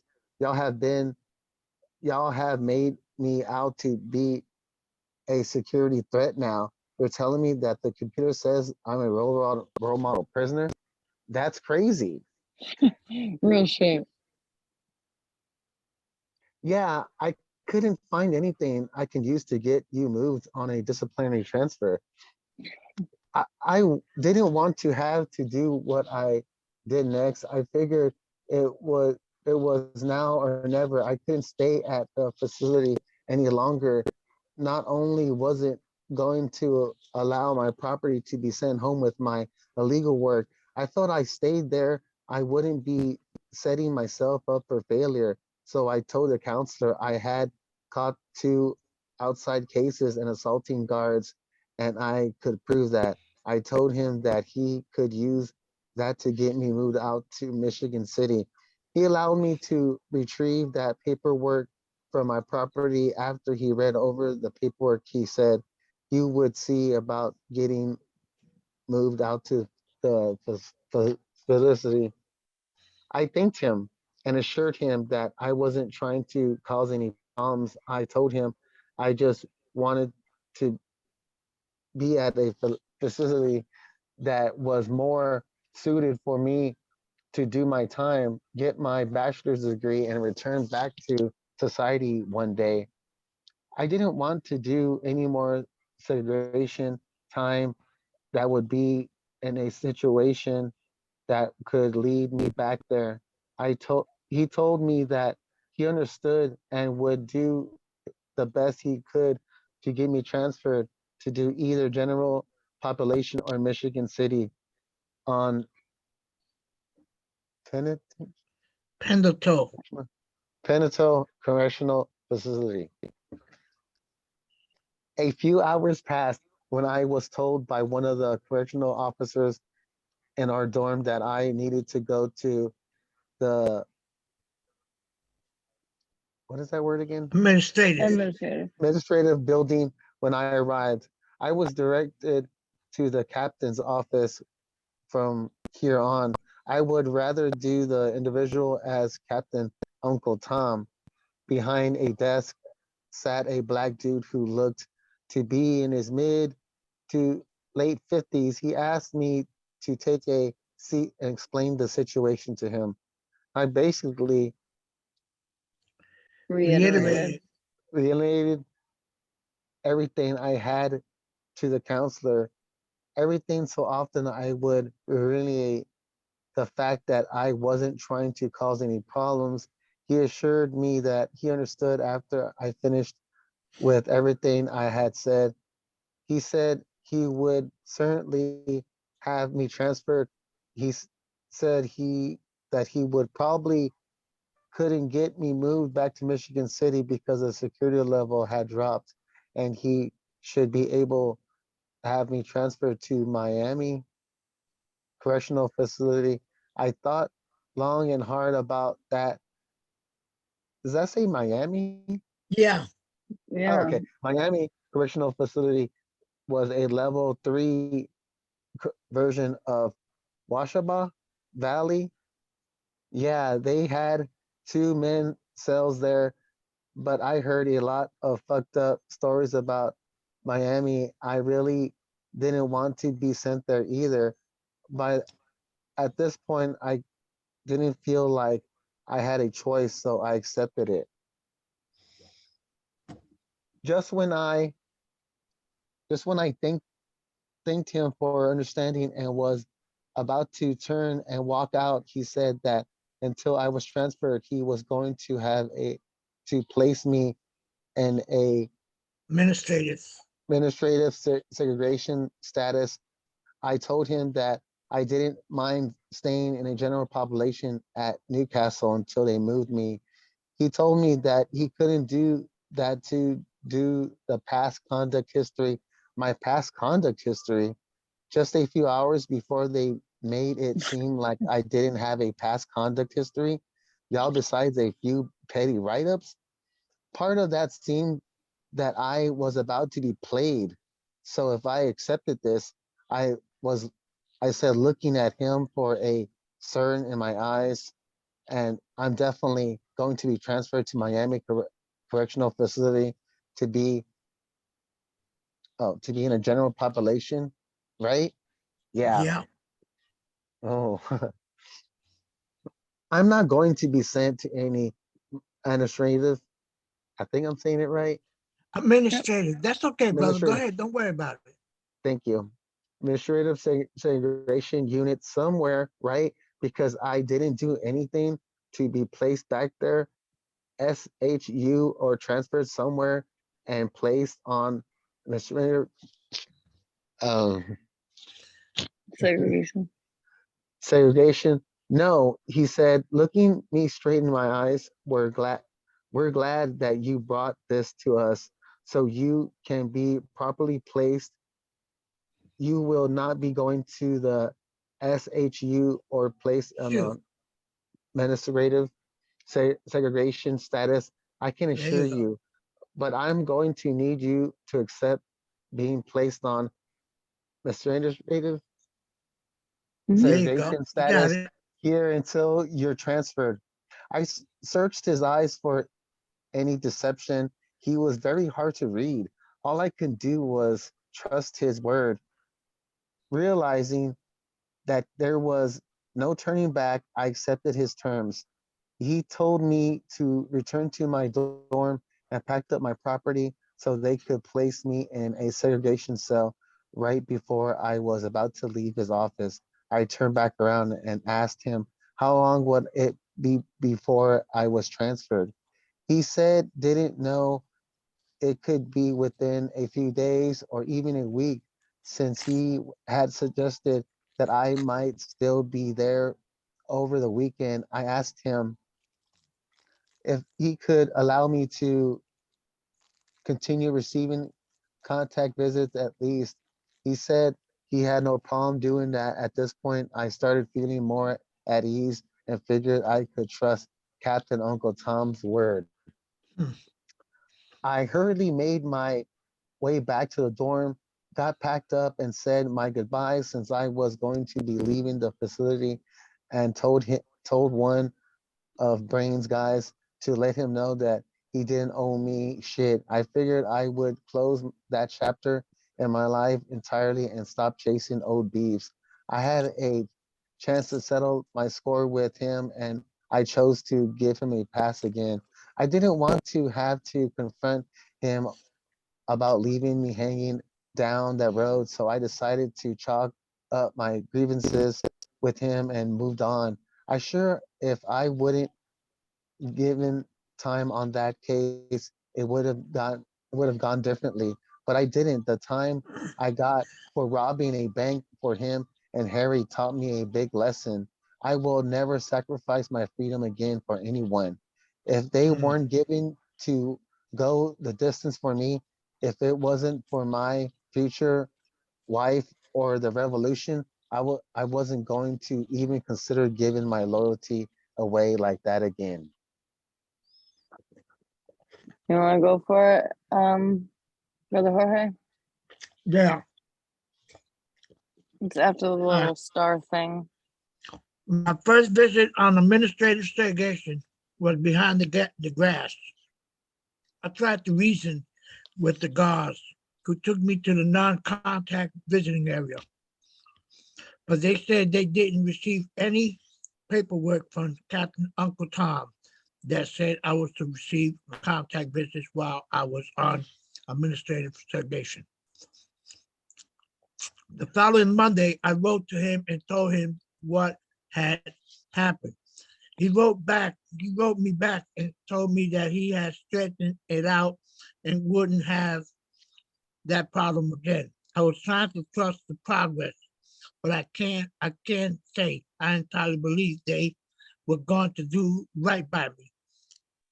Nevertheless, the following weekend, when my mom came to visit me, they permitted me to receive a contact visit with the rest of the general population prisoners. Every visit afterwards was one I received one which allayed my fears. I gotta go up now. There you go, right there.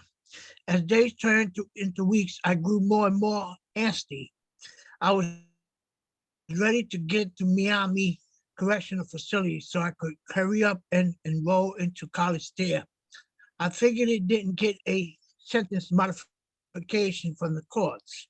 I could possibly get a few years knocked off of my outdate for completing college. A lot of other guys were warning me not to wait to get my bachelor's degree. They said soon they were going to take college out of prison and I would be unable to get a degree before I got out. I really didn't see that happening. But sure enough, a few years later, they took college out of Indiana prisons.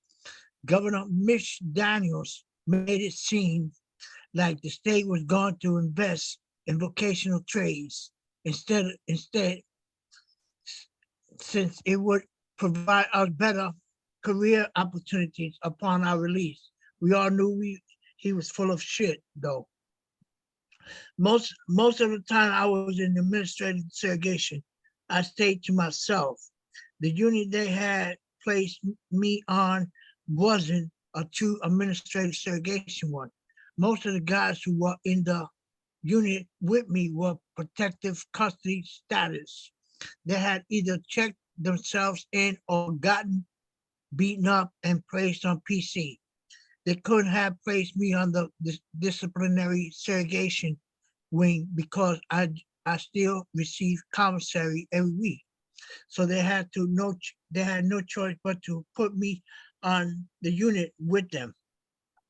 I noticed my first week on the unit on that unit that most of those guys were racist cowards. Every so often they would say little racist shit to their doors. They called me all kinds of niggas and porch monkeys. I try not to let it bother me, but occasionally I would jump out there and talk about them being checking racist cowards just to entertain myself from time to time. I had experienced shit like the numerous times on the shoe. Most of the time it wouldn't come from those who were in white supremacist organizations. Many of those guys were disciplined enough not to engage in shit like that because they were going back to general population one day and would have to answer for it. I'm not saying that none of them ever did, but most of the racist shit you would hear on segregation units came from wannabe rejects. Since I didn't have my personal TV, huh, in the cell with me, I had, I had gate release, I had gate released it when I got to the facility and told my people to never pick it up just in case I wouldn't be able to adjust to the new castle, which I was glad I did that. So I didn't have order another TV. I had to no choice. But listen, but listen to these racist cowards day in and day out. I remember one guy speaking up for me one day. He was a check-in too, but he never jumped out there on racist shit like a number of the others did. I remember him asking one of the main instigators why he was always jumping out there on racist shit. He said that that he was taking shit off all the time. Yet most of the time, I never said anything back to them, back to him. He asked him how he became that way. Now this is a white guy checking another white guy. I sat up in my cell and listening to the exchange. The main instigator, who I will refer to as the Grand Wizard from here on out, said that he had been raised in a very racist household. He said that his parents were a part of the Ku Klux Klan and wouldn't even allow niggas to come to his house coming up. Since he lived in a small rural Indiana town, they didn't have many blacks that lived there. The more I listened to this idiot, I realized how much racist white people had fucked up their children up. They would indoctrinate their kids with all that bullshit that then hmm, where am I? When they came across black people in prison and let that bullshit come out of their mouths, they will learn that nigga today will beat your ass up and run your whole day, run your whole day. They were they were far from that era of our parents. We weren't turning our cheeks, loving away their hate and ignorance, or trying to be forgiving of our enemies. We were busting their heads and taking names. The days of us being docile to white supremacy were long gone. Incidents like these made me realize how racist a lot of white people still were, especially the ones who lived in those rural communities that didn't have much contact with any other ethnicities but their own. That Confederate mentality was more widespread than I had realized before coming to prison. Prison just opened my eyes to how bad shit was. I think a lot of us believe it will slowly fade away the more black people and oppressed ethnicities become successful. Proof that we are in these stereotypes and we are human just like anyone else. But what black people fail to realize is that you can't inform white supremacy. You can't reform white supremacy. When racism is a byproduct of capitalism, you can't pray it away. You can't match it away, and you damn sure can't expect it to go away by appealing to white people moral compass, as Martin Luther King Jr. once suggested. White supremacy is a pillar of this nation, and whoever and always will be until it's defeated by socialist revolution. That revolution itself must be made up of people of all ethnicities who will have to come to power and establish a superstructure, government, politics, laws, social values, and cultural values, etc., that respect the self-determination, cultural differences, and diversity of the people. The human race, which is the only race that truly exists, but but must become the means to its own end. This is not to say that ethnic groups and communities don't exist, because they do. But notions of race being ethnic groups and communities don't exist because they do.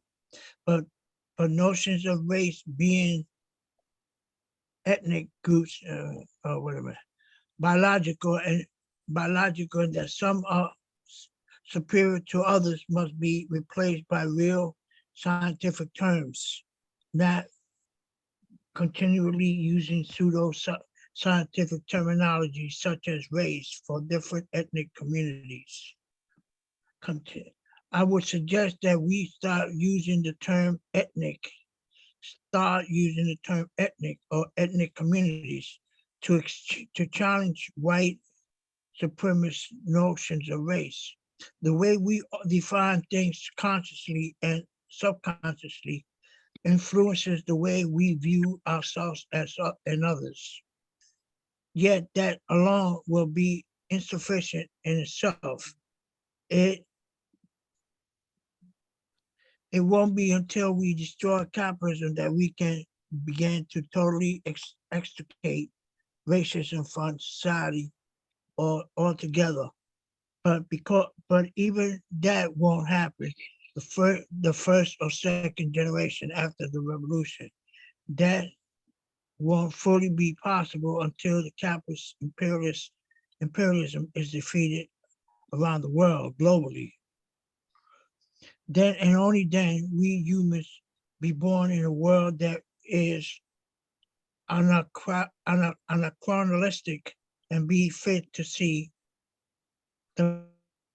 themselves as brothers and sisters once again, and never allow the pursuit of a profit to divide them into economic classes ever again.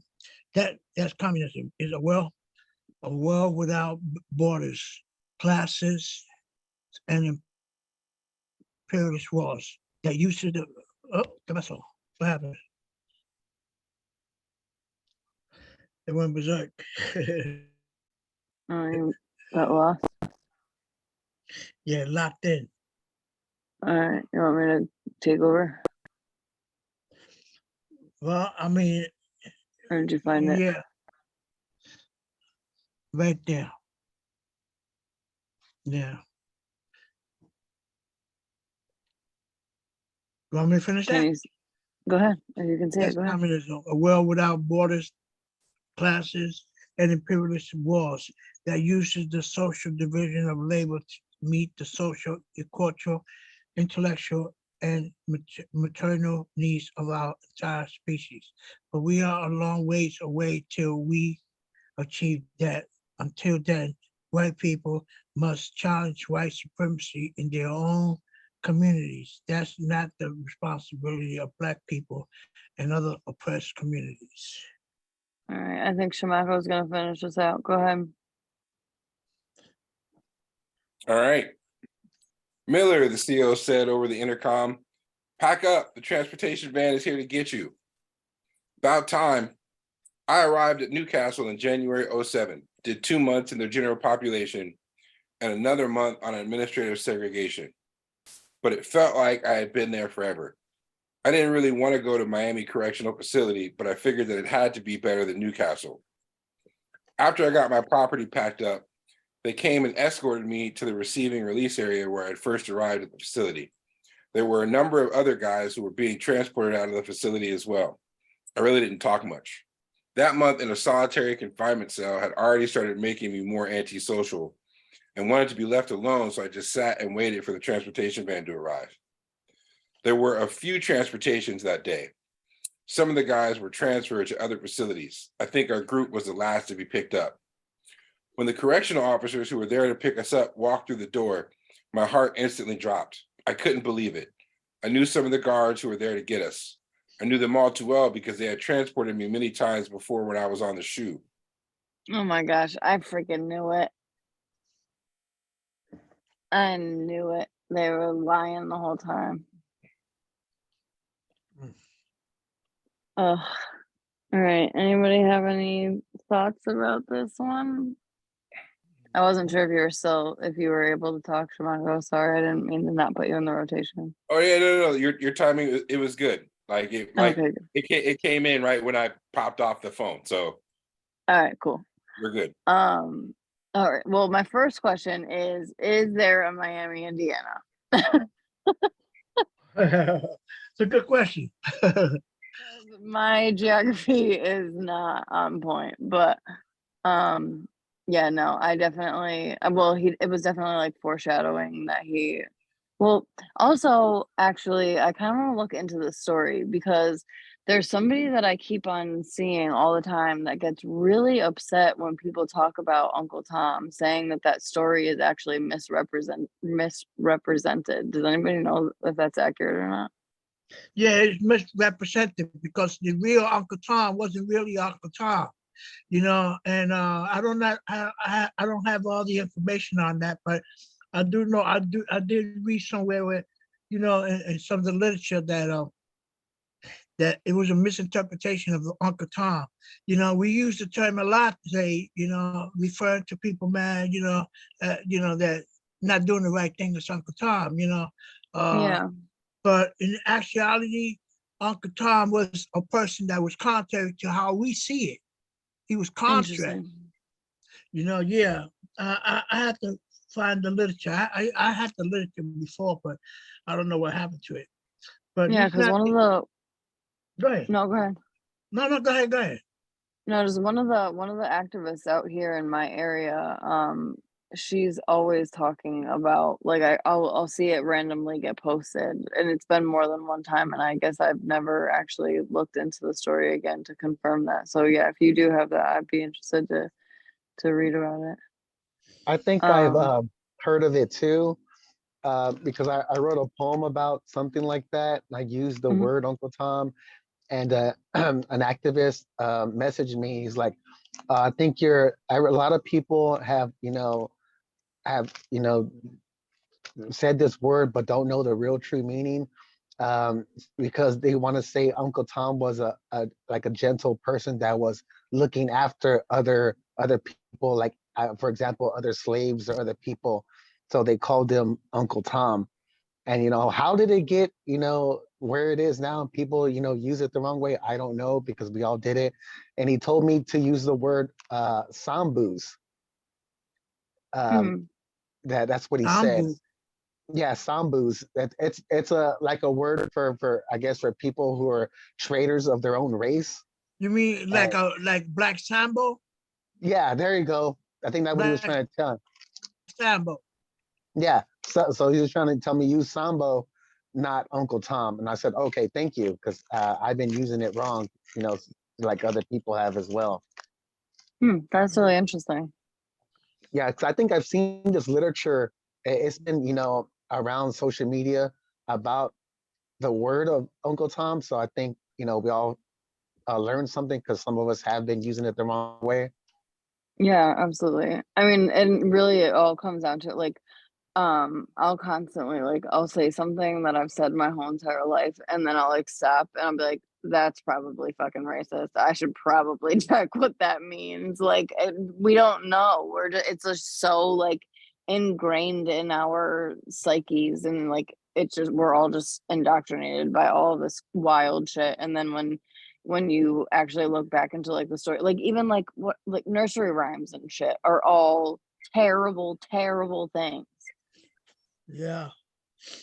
Uh, there's something even about Black Sambo. That's even a question. There's some literature on that. I think I've seen it. I've seen it also. Black Sambo.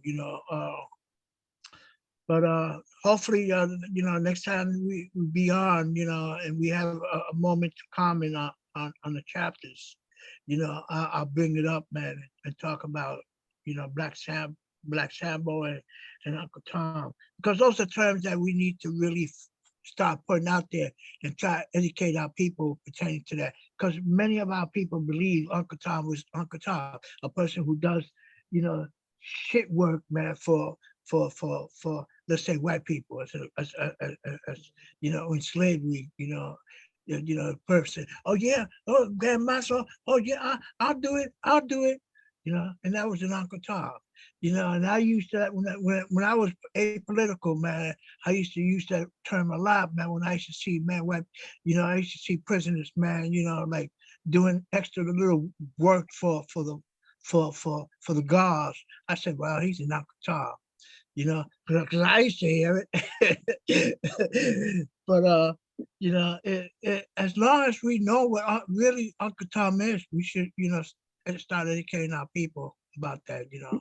But I'll Yeah. bring the next time I'll bring the information. I have it. So can I jump in here? Go Yeah, go ahead. ahead, bro. Yeah, so like a few different things. So I still struggle with this.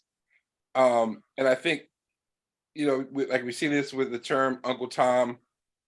I think we see this with terms like communism and capitalism. I think I would say I've definitely experienced this even in studying the Bible. Most people, self-included, do not actually really read things. Yes. I have never read Uncle Tom's Cabin. I know the majority of Americans who have an opinion on what I would say both capitalism, communism, and Christianity have never read Capital, Das Kapital, or the Bible. I think You're right, brother. You're right. I think a lot of us tend to form our opinions based on sort of the social zeitgeist, assuming that people know things. And then it turns out one day people don't know things. When really that shouldn't be like a surprise that we don't know things, you know? Because if we did, even the conversations we could have about certain things would be different. Most of the time, what we're talking about is what somebody did, what somebody said, or what somebody saw. Yeah. We're not actually talking about the material itself. Pass. No, I agree. I agree Especially when too.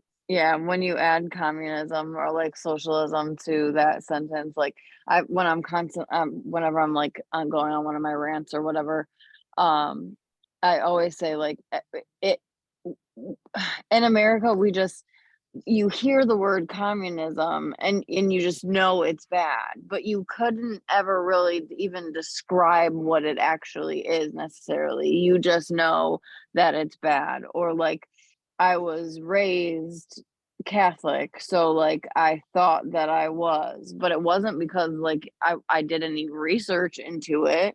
It was just because that's just how my family was, you know what I mean? That's how we were all brought up.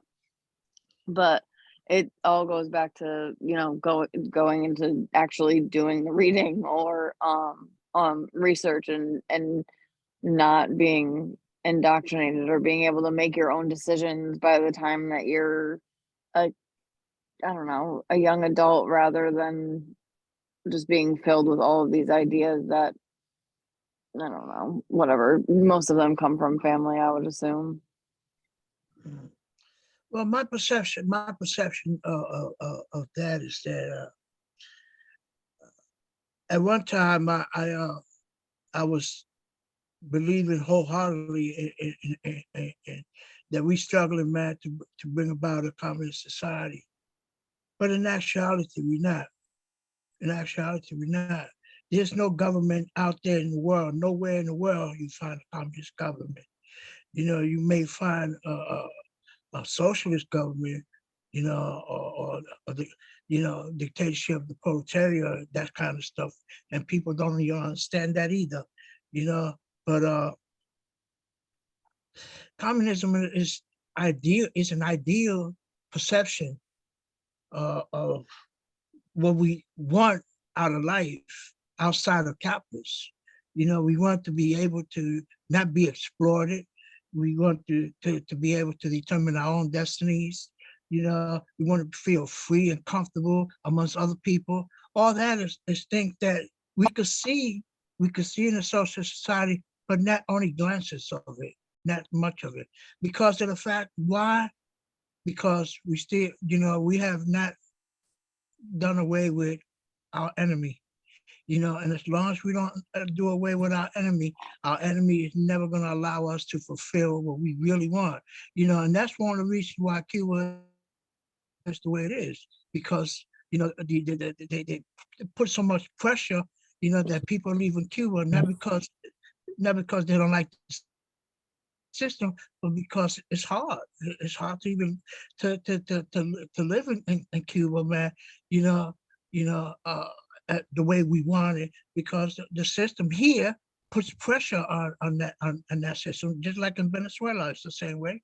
There's all these pressures. So when we talk about communism, we really got to understand, especially talking to somebody that doesn't know, we really got to give them a good interpretation of that, because it's really not communism, it's socialism.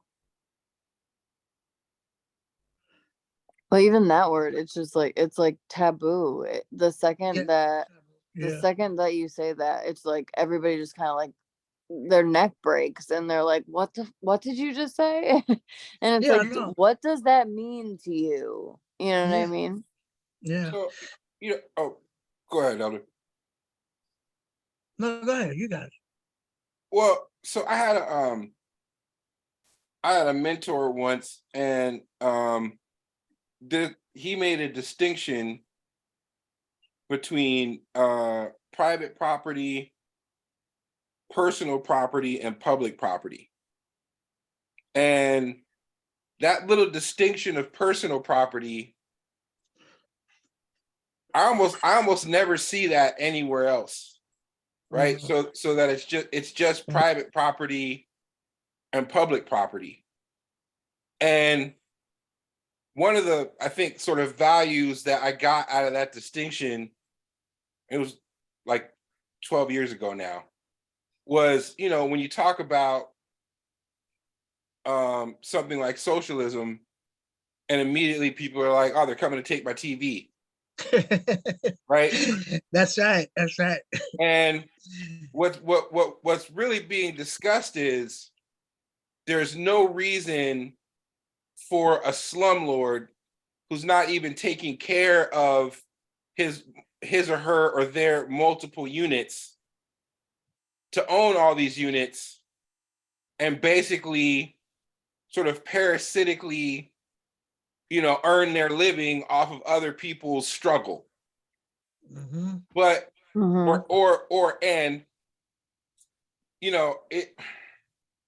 it's difficult because, and this is one thing I appreciate about spaces like this, and I'm interested to know what people think.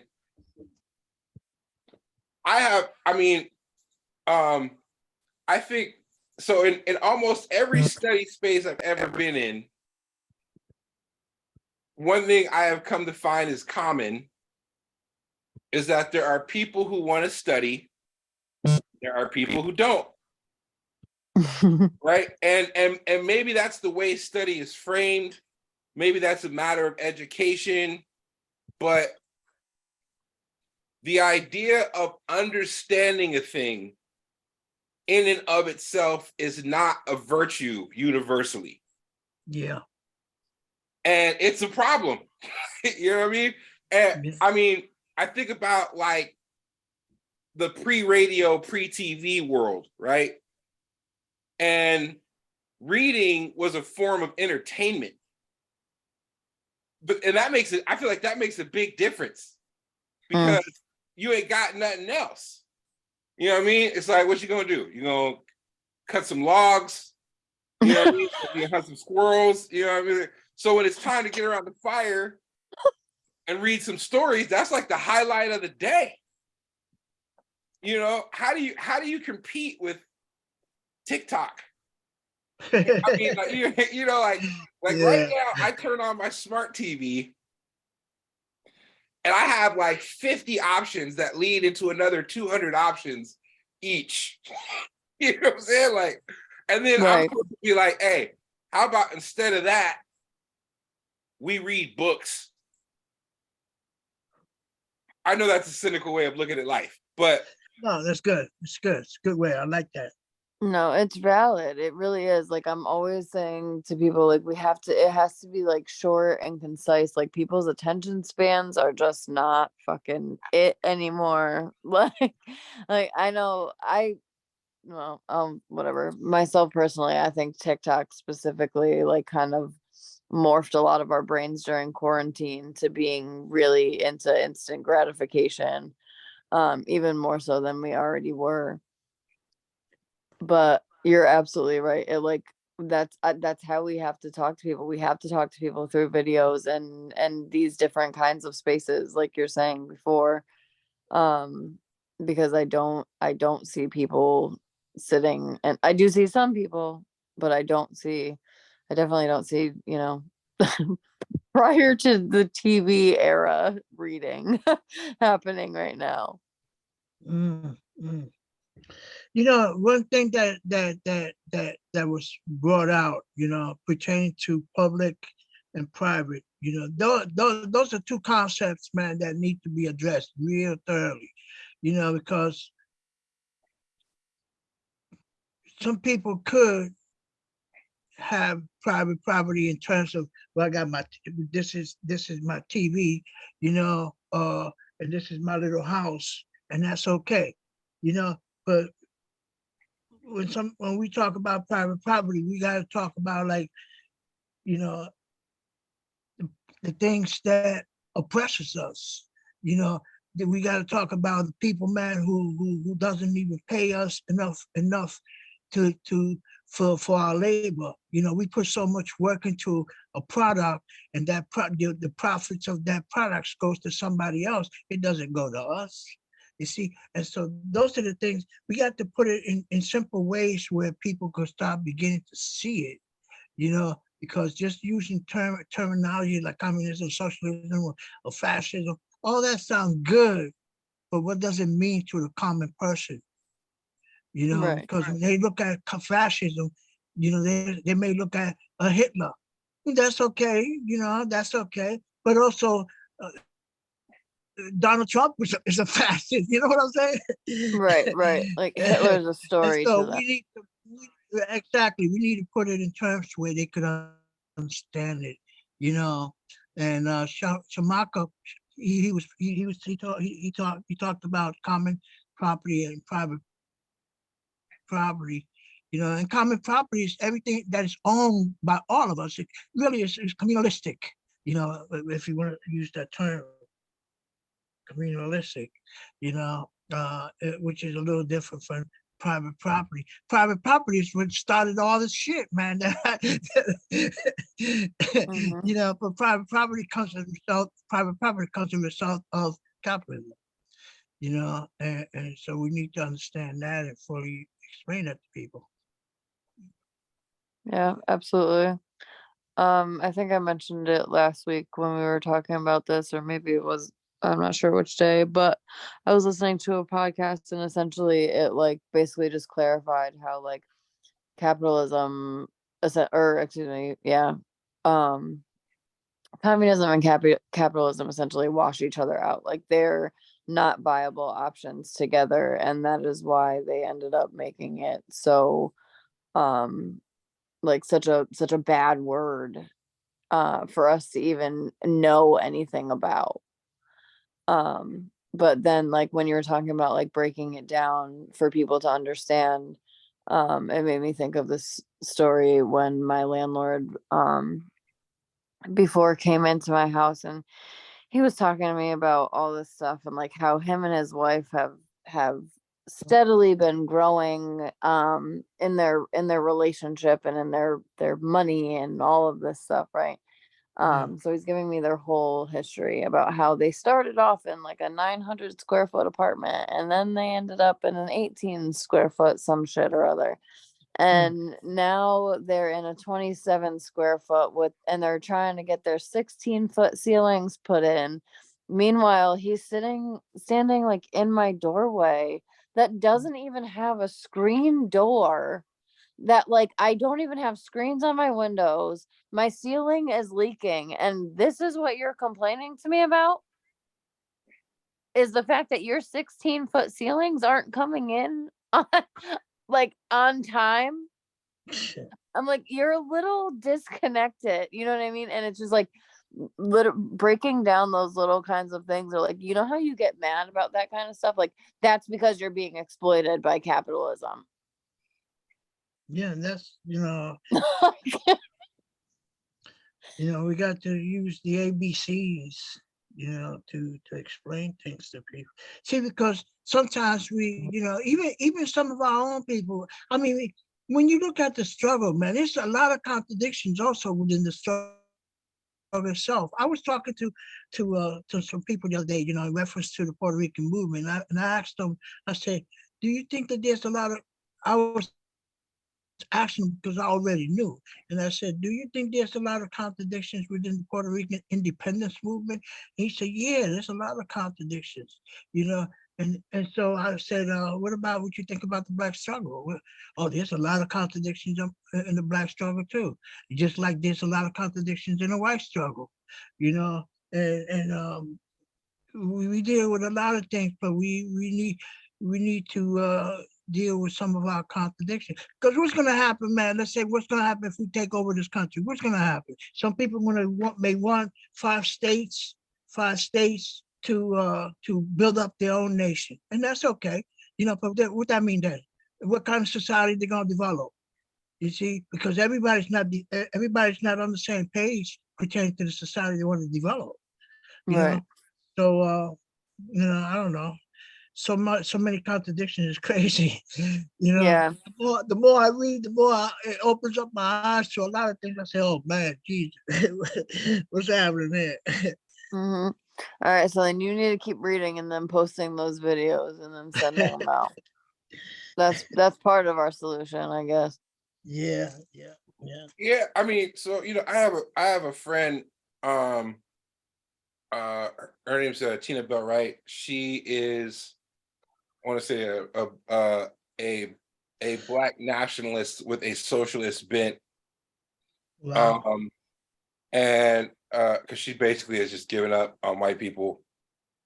Um, and one of the things she talks about is, she's like, if everybody would just take care of themselves, we would be a lot better off. And I mean, her and I have had conversations about this. I've always had a lot more of an economic bend. But I mean, I think to your point, and I think to her point, one of our challenges, for better or for worse, whether we want to acknowledge it or not, is human nature. And Marx was really good at the big picture, and I mean, I think a lot of people view MLK used the phrase "the technician of communism," that Lenin was the technician of communism. Yeah. And another way of saying that is that Marx sucked at the little things.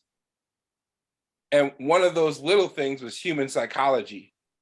I mean, granted, he's writing it 150, he's writing all this stuff, him and Engels, 150 years before we get to sort of the language and the technology we have today.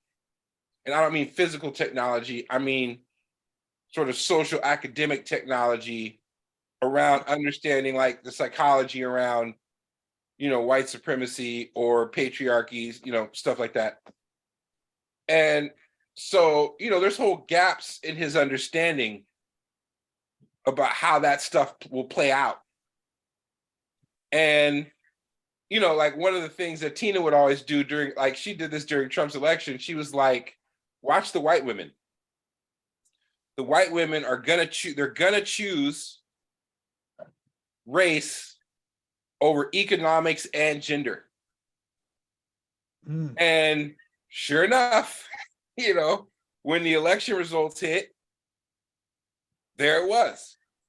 And you know, Kwame talked about in this chapter, right? Like the idea that you know when you reach a classless society, you sort of eliminate those contradictions. Yeah. I'm not sold on that anymore. Okay. I think that was conjecture, and conjecture that didn't really understand the depth. I mean, because he was in Europe, like you didn't really have Black people like that, or Latinos like that, or indigenous people. Everything he was speculating on from across the ocean. You know what I mean? And sort of like one other thing I want to throw in there is, you know, and we've talked about this before on this call, I think. I know a couple people have brought it up, but you know, like objectively, we're already in at least one revolution, if not a couple, right? Or a few. I mean, technology is changing the world so fast every day. Yeah. And like you know, it's like watching Bill Gates purchase all the farmland. Like, why are you purchasing all the farmland? You know what I mean? Like who gave you the permission? Like, why are we supposed to trust you with the farmland? You know what I mean? Like I don't trust Bill Gates with the farmland. You know what I mean? And I mean, because like you were like a computer guy, and now you're in farmland, and none of this looks. But you know, I mean, this is kind of a reality that we confront, right? That one of the things that technology has allowed is for a smaller and smaller number of people to control a larger and larger number of things. And so our need for a new way of approaching the distribution of resources, it's not subjective. It's not because we feel a certain way, or it's happening whether we like it or not. And in politics, I have found, and I don't know what your guys' experience is, I have found that people's position on things is more a matter of the heart than it is a matter of the mind. Because they don't want to study. So, you know what I mean? Like, even wanting to study is a matter of the heart. Yeah. Yeah, I feel like using the word heart gives most of them a little bit too much credit, but yes, I agree with the sentiment behind it. Well, can I ask why? I'm curious why. I mean, I listened to some fucking representative from somewhere say that a child dying could benefit because then their parents don't have to pay for them to live, or some wild shit like that the other day. Yeah. I mean, there's a lot of dead hearts around here. Yeah. They're just like black holes, most of them at this point. I think, okay, there we go. Hold on. I think that they make their decisions with their money, obviously, and possibly maybe whatever they call their heart. Like a lot of them like blame or claim Christianity for their like anti-abortion bullshit and stuff like that. But so yeah, like I agree with, I can't remember exactly with how you worded it, because I totally agree with the sentiment that you said. It just makes it sound a lot fluffier when we say heart. Well, so the reason I use that language is because I'm a bit aggressive, so yeah. So no, but it's real. Everything you're saying is super real. And like, so I would say what that person's heart is filled with is malice and greed. It's still a heart. It's just filled with the wrong things. And that's what they go after. I think sometimes we use the word heart and we assume it automatically means love. Yes. But people can love a lot of different stuff. Correct. A person can love violence. A person can love money. A person can love, I mean, this is a sound weird thing, but a person can love hatred. They can love it, you know?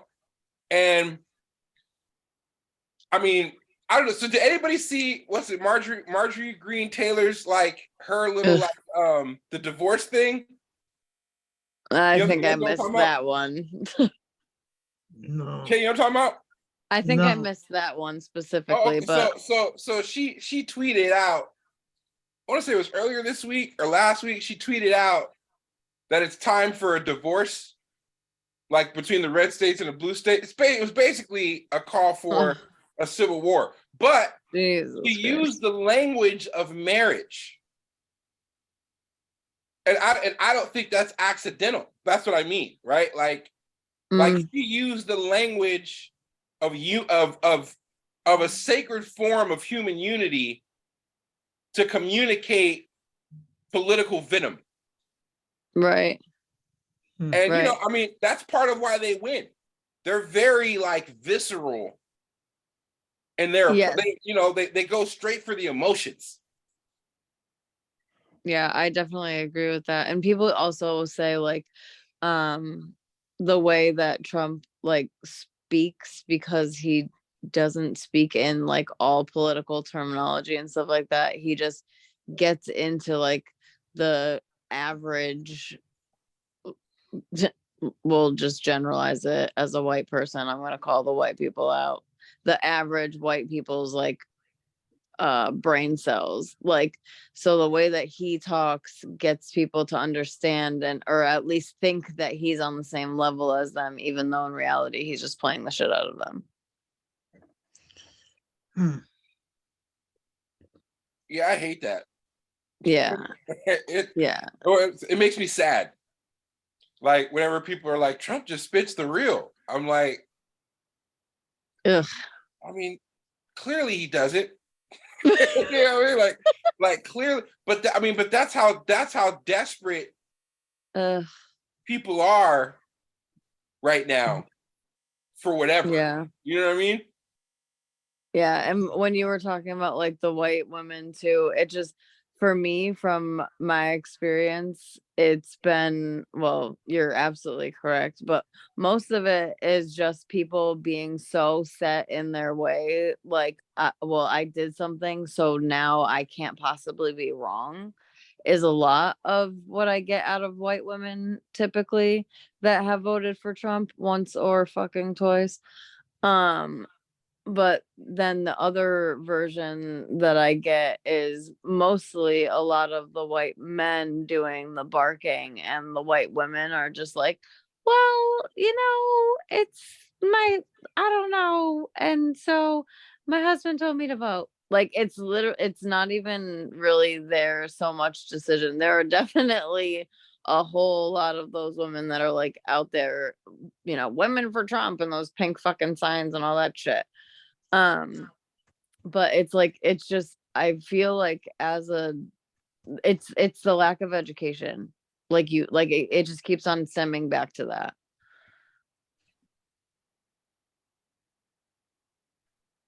Elder Che, I see you're looking reflective. You got your glasses on. Yeah. I just got a breeze, man. I got somebody who's ill and I got to attend to. But Yeah, we're pushing our time here anyway. Yeah. It's like 6:30. 6:30. Yeah. To me, it's 9:30 over here, my friend. You know what I mean. 6:30. I wish it was 6:30. It's 9:30 over here. Word. Well, we can wrap up.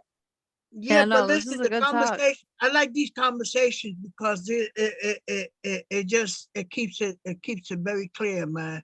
And we need to have some, in between from time to time. We need to, like kick it, man, and try to come up with some, because this is what brings progress, man. When people discussions like Absolutely. these brings progress, man.